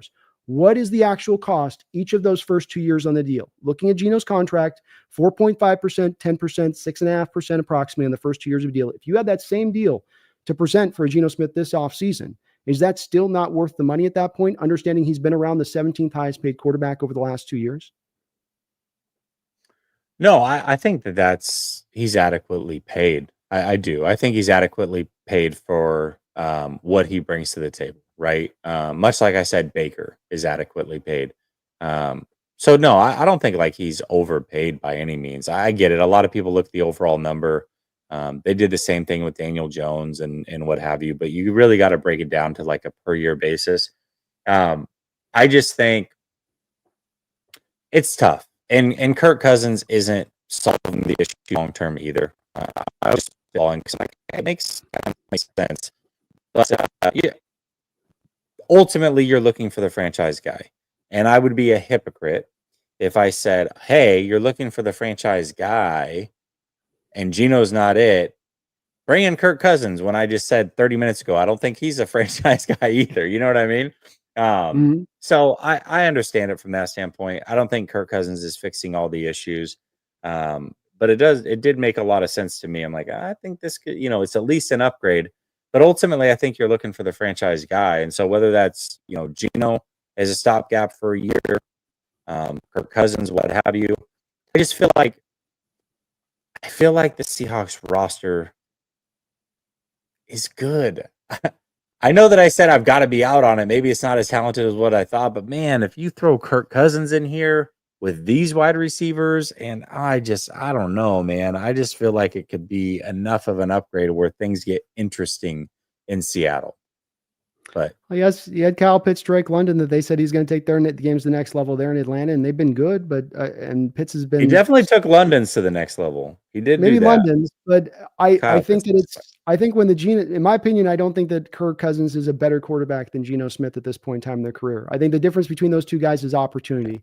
Kirk Cousins got the opportunity in his career to lay the groundwork for what he's done from a production standpoint. But by and large, has he done a lot in the playoffs? Has he made a lot of noise out there throughout his career for being a guy that could be, let's just call him a quasi difference maker for the position?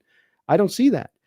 I see a guy that is at this point very immobily limited. And I think that Geno can make every kind of throw that he can make, every kind of read he can make. And I think the thing with Cousins that stands out to me too, when you go back to even the Minnesota time there, is that he had a lot more of a stable environment in front of him in that offensive line. And if you put him behind this offensive line, as I've said to you many times, I think every quarterback in the league would pretty much fail. Maybe a Josh Allen, maybe a Patrick Mahomes or a Burrow could find some way within it, one of those rare guys, but everyone else is going to fall on their face, not lead the league in passing yardage.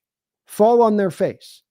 You can't run to the edges. You can't block to the edges. You can't run. It's so bad across the board. And that's just I know I've told it to you ad nauseum on that, but that's where I come back to, like, let me see Geno behind an offensive line that's functional. And I think you're going to see an awesome Geno Smith. And we've not gotten the chance to see that. That's the one thing that we might have some disagreement on, but you've not given him that here in 2.5 years. I don't disagree that you'll see the best version of Geno Smith, but I draw the line at awesome Geno Smith. I don't think awesome Geno Smith exists. I guess that's where my whole thing is. It's like, yeah, I agree.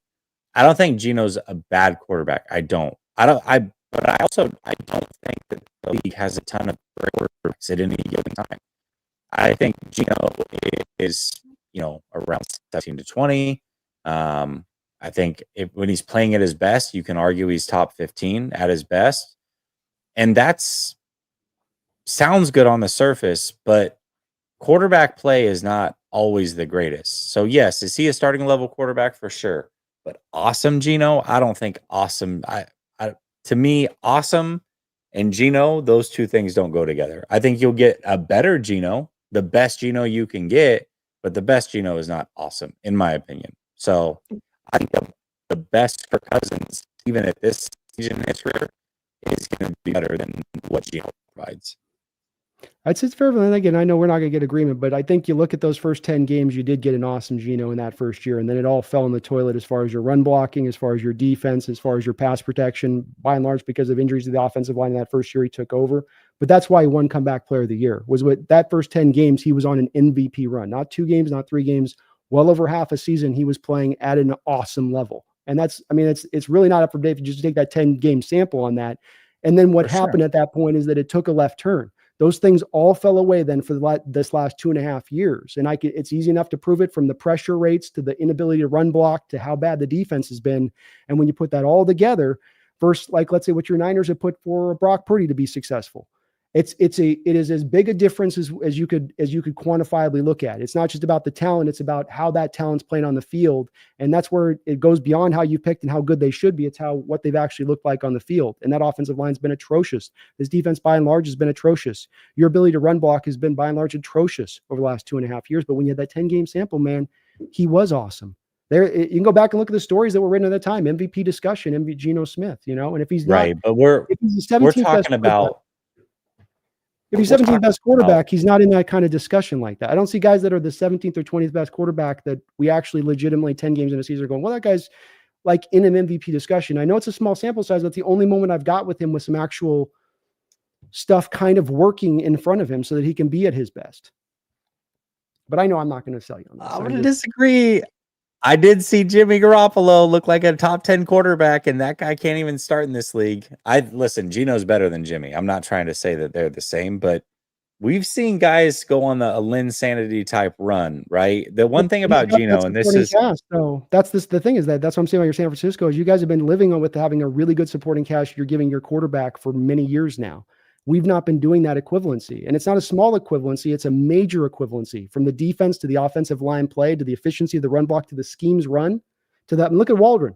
Waldron just got fired. I told you he was trash 2 years ago. I said that this was going to fail in Chicago, right?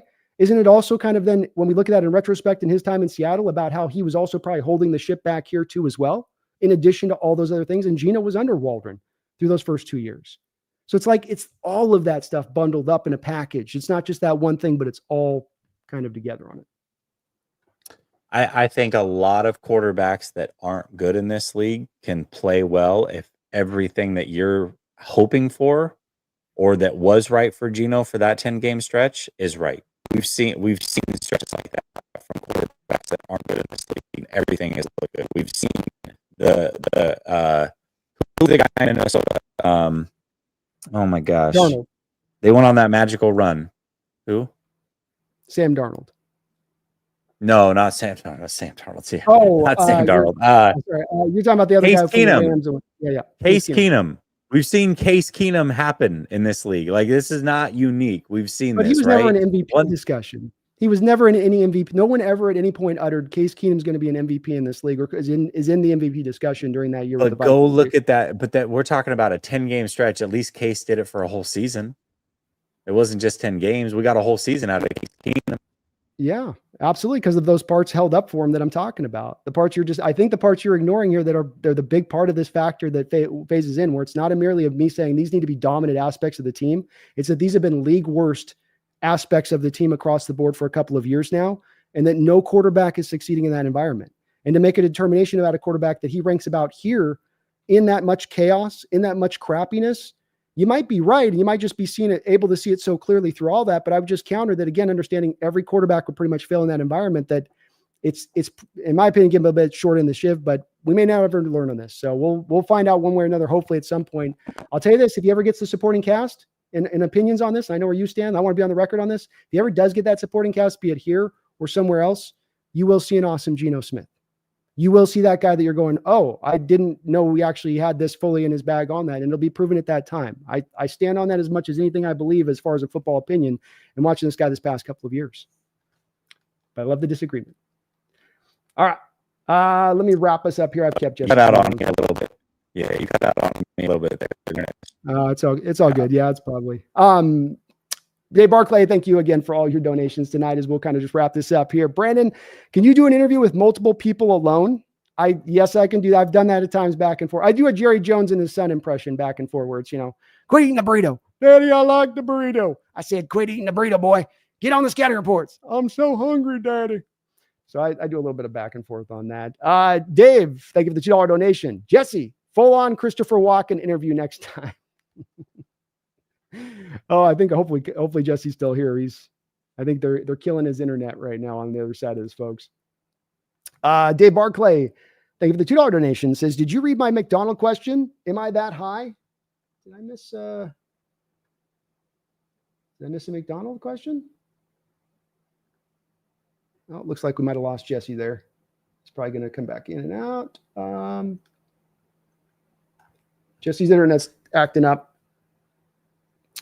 I don't I'm looking for it, Dave. Sorry, we got a lot of donos.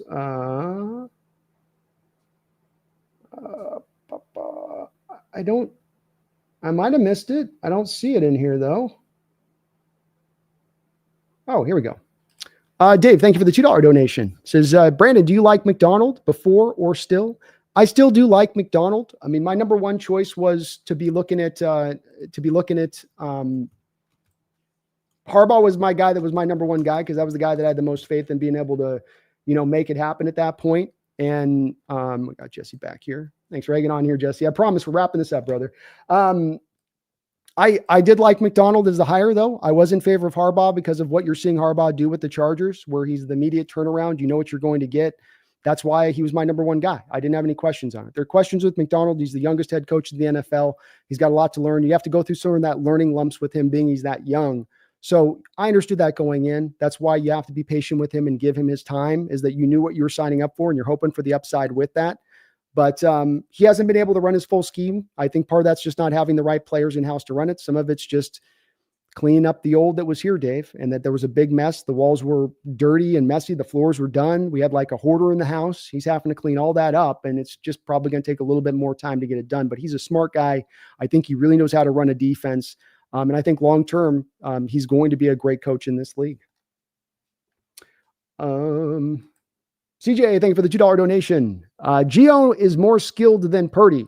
Purdy has an O-line. Well, it's tough on now. I think Purdy's gotten really good himself. I think Gino's gotten really good himself. I'd say they're both rounded. I'm different of Jesse on this. I think they're both into sort of a top 10-ish range and where I see them both at. But Purdy's taken steps forward. But he does have more of the supporting cast that I've talked about with Jesse that Gino doesn't have. And the O-line's been better for him than Gino's had. The running backs have been better. The receivers have probably been maybe equivalent. Tight end better. Defense better across the board by large amounts. And that's going to help a quarterback overall collectively, in my opinion. I don't disagree that Purdy has had more. But I think when it's talking tools, like arm strength, size, yes, for sure. But I think there are parts of Purdy's game that go overlooked that you're not quantifying or you're not able to quantify, that are the mental side of a game. And I'll tell you one thing right now, and this is the biggest difference between a Tua and a Brock Purdy, because when you look at them, arm strength wise, similar. Size-wise, similar. Now, Brock's a little bit more mobile, but the difference is Brock plays with his nuts out and has balls and will sling it around the yard and is not afraid to make a mistake. And Tua folds when he makes a mistake. And this is an issue that I brought up with Gino. I get it. What are you supposed to do? I mean, you're always getting hit. What are you supposed to do? It's like, man, if I have to watch Gino have another facial expression of defeat and I don't know what the hell to do because I don't have the things around me, like I'm sorry, I can't win with that. I can't. And body language to me, when you're in that position, means the world. And I don't care what scenario you put Brock Purdy in, I will guarantee you he will never, ever, ever fold from a body language standpoint or a leadership standpoint the way that I see a Tua do and I've seen Gino do. That I would guarantee you. It's fair criticism. It is. I wouldn't push back on the body language stuff. I'd like to be better. I think it is a symptom of this thing being years of dealing with it. And the thing with it is that he has people calling him trash at times. And I see it myself on a weekly basis. It's not just it gets brought up by people who might be Niner fans here, Jesse, but on a weekly basis of going, he gets the full brunt of that no matter whether or not it is his fault. Or maybe, okay, sometimes some games like the Niner game we played a couple weeks ago were not at his best. And you go, hey, that's not one of your better games this year. But then there's these other games where he's playing great and still people will call him crap. And then does that mount after a couple of years from a quarterback standpoint? You might be right. Purdy would never have that happen. But the reality is Purdy's not had to face what Gino's had to face here. And he doesn't have what's on the line like Gino does, where his career is in the balance here a little bit, where this is his last chance, his last opportunity to go earn that contract, where Brock is still very young in his career. But I would tell you, yeah, Brock's been unflinching and has a lot of poise that he brings to the position in that way. But That'd be just the one little difference, I would say, a little bit between the two necessarily. Brock's still a very good quarterback, though. He's grown on me, and I think that he is certainly way better than Tua. It's not even, to me, even close, and the mobility side is definitely an underrated side with his ability to get out of stuff. Gar, thank you for the $5 donation. You cats are still live? I got drunk at PF Chang's in between. I'll catch you up. Well, yeah, I'm trying to get Jesse out of here, Garth. So he's been kind enough to hang on me way too long tonight. But we're going to be about wrapping it up here. A couple more donations, and we'll kind of put the button on this one. Jason Tudor, thank you for the $2 donation. Says, even the internet agrees with us on Geno. I don't know, man. It's still a divisive topic, Jason, even in our own fan base at times. And he's saying because my internet cut out, so it agrees. Oh, okay, Jason. Sorry, I'm slow. We're laying the show. I'm a little slow on it. You think you're picking that one up? That's right, man. That's right. Internet gods are going, oh, you're gonna. Does the take change now? Why don't you come out and come back in? Does it change now? I hit the button on you, actually, Jesse. I hit that. Remember back in the play, you played games and people would hit the router button and you could throw people off if you're hosting the game. So I just did that to you on that one. All right. And Garth finishing us up with a $5 donation here. Thank you for all the love tonight, guys. He says, Brock Landers is someone I would not give a max contract to, but even Jerry gave in to Dak in the 11th hour. He's played too well this year not to give him the contract. Listen, I agree. Listen, I just went on a whole rant of what I love about Brock Purdy. I also, two things can be true. I also wouldn't pay him that kind of money. I wouldn't. Yeah. I think it's such a tough conversation, Jesse, and it's one that there's so much to unpack, and you're giving somebody such substantial money when you're paying him this amount, and how it does affect the rest of your roster. And then you look at a Dak situation and you go, oh my God, they're in it. You look at a Deshaun Watson situation and go, oh my God, they are in it. Even the Tua situation with one concussion being, and even when he's healthy, it's like, with the amount you're paying him. So it's not easy to hand. And I think Jesse and me, where we might have some disagreement, we are in the same place on this one, where the way these contracts are given out is in an automatic mode. And there needs to be way more maybe hand wringing or contemplation, or let's bring the brain trust together and really dig into this on a grand scale of looking at this, rather than it just being the rubber stamp. Yeah, you sign him. Yeah, you sign him. Trevor Lawrence, Tua. It's like, no, let's ease up on this approach a little bit. There's a smarter way to go about it. Your final thoughts on that? Yeah. Yeah. I mean, what's interesting to me is these teams pay these guys, but if they weren't in-house and you just let them hit open markets, I think Dak might be the one where he probably still would have found a way to hit the open market. He would have gotten paid like anybody else. Nobody would have done it. So, no. What does the league say? Yeah. What can they really truly get? So be interesting to look, though, Jesse. It'd be interesting to see what you guys do on this scenario as you got this crossroads coming up ahead. I want to thank everybody today, the Dave Barclays, the Garth Knights, the Mark Sanchez, and everybody in between. Keon's, you guys, unbelievable amount of donations. We got almost 70 donations tonight on the stream from everybody collectively.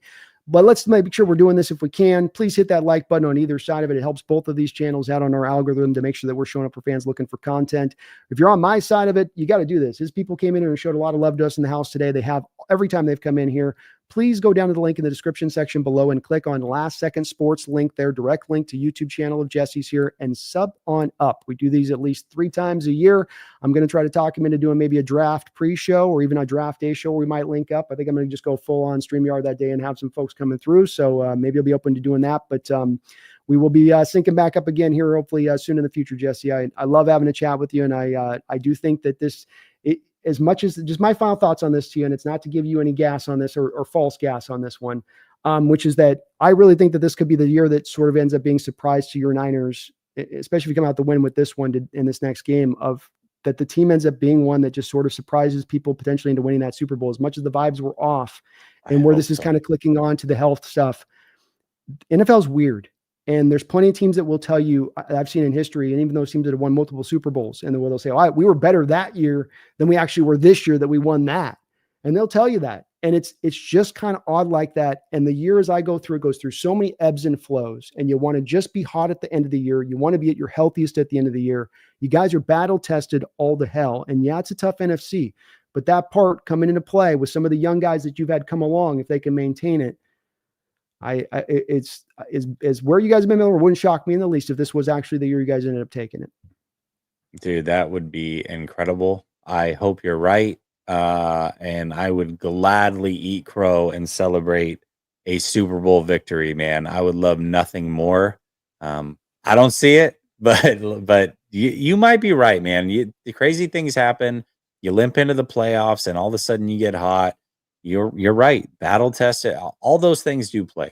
All those things do play, and getting to the playoffs is priority number one, and we'll see what happens from there. Crazy things have happened, so I hope you're right. I do. Well, thanks for chopping it up with me today, man. I kept you way too long on this, but people were showing all the love, man. Kept us going on that as they always do. Well, dude, please sub up over again there to Jesse on his side of it. I thank you, man, for doing this, and I'll be seeing you over on the roundtable here in a couple of days to either be hat in hand, just going, "Yep, it's another one this week," or maybe we finally get around to their side of feeling a little bit good on this side of it. But let's come out real quick before we jump out. I've had your link pinned to the top of my chat. So make sure, same thing on my side, go sub to Brandon if you're not already. I think of most of these guys over 3 years. Hopefully they are. But make sure you sub to them. And if nothing else, it's to talk crap after the 49ers win. You can go talk a little ish to Seahawks fans. I'm sure they'll welcome you with open arms. Hey, we lost 7 straight times. We deserve it at that point. You know, there's times you get to stand up tall, Jesse. And I'm telling you, one of these years, I'm going to stand up and have a lot of trash. I'm going to be just in my bag. But I can't get there when you guys have been on the other side of this for so very long. So we got to earn our right to talk that noise, if you know what I mean. Well, thanks for watching tonight, guys. We'll be back soon. Until that time, let's just come out of this game healthy, no matter what happens. And let it be a well-played game. Let the officials stay out of it. Let them play. Let them play. But thank you, Jesse, for doing this. Thank you guys for watching. Back soon. Until that time, please don't you ever forget.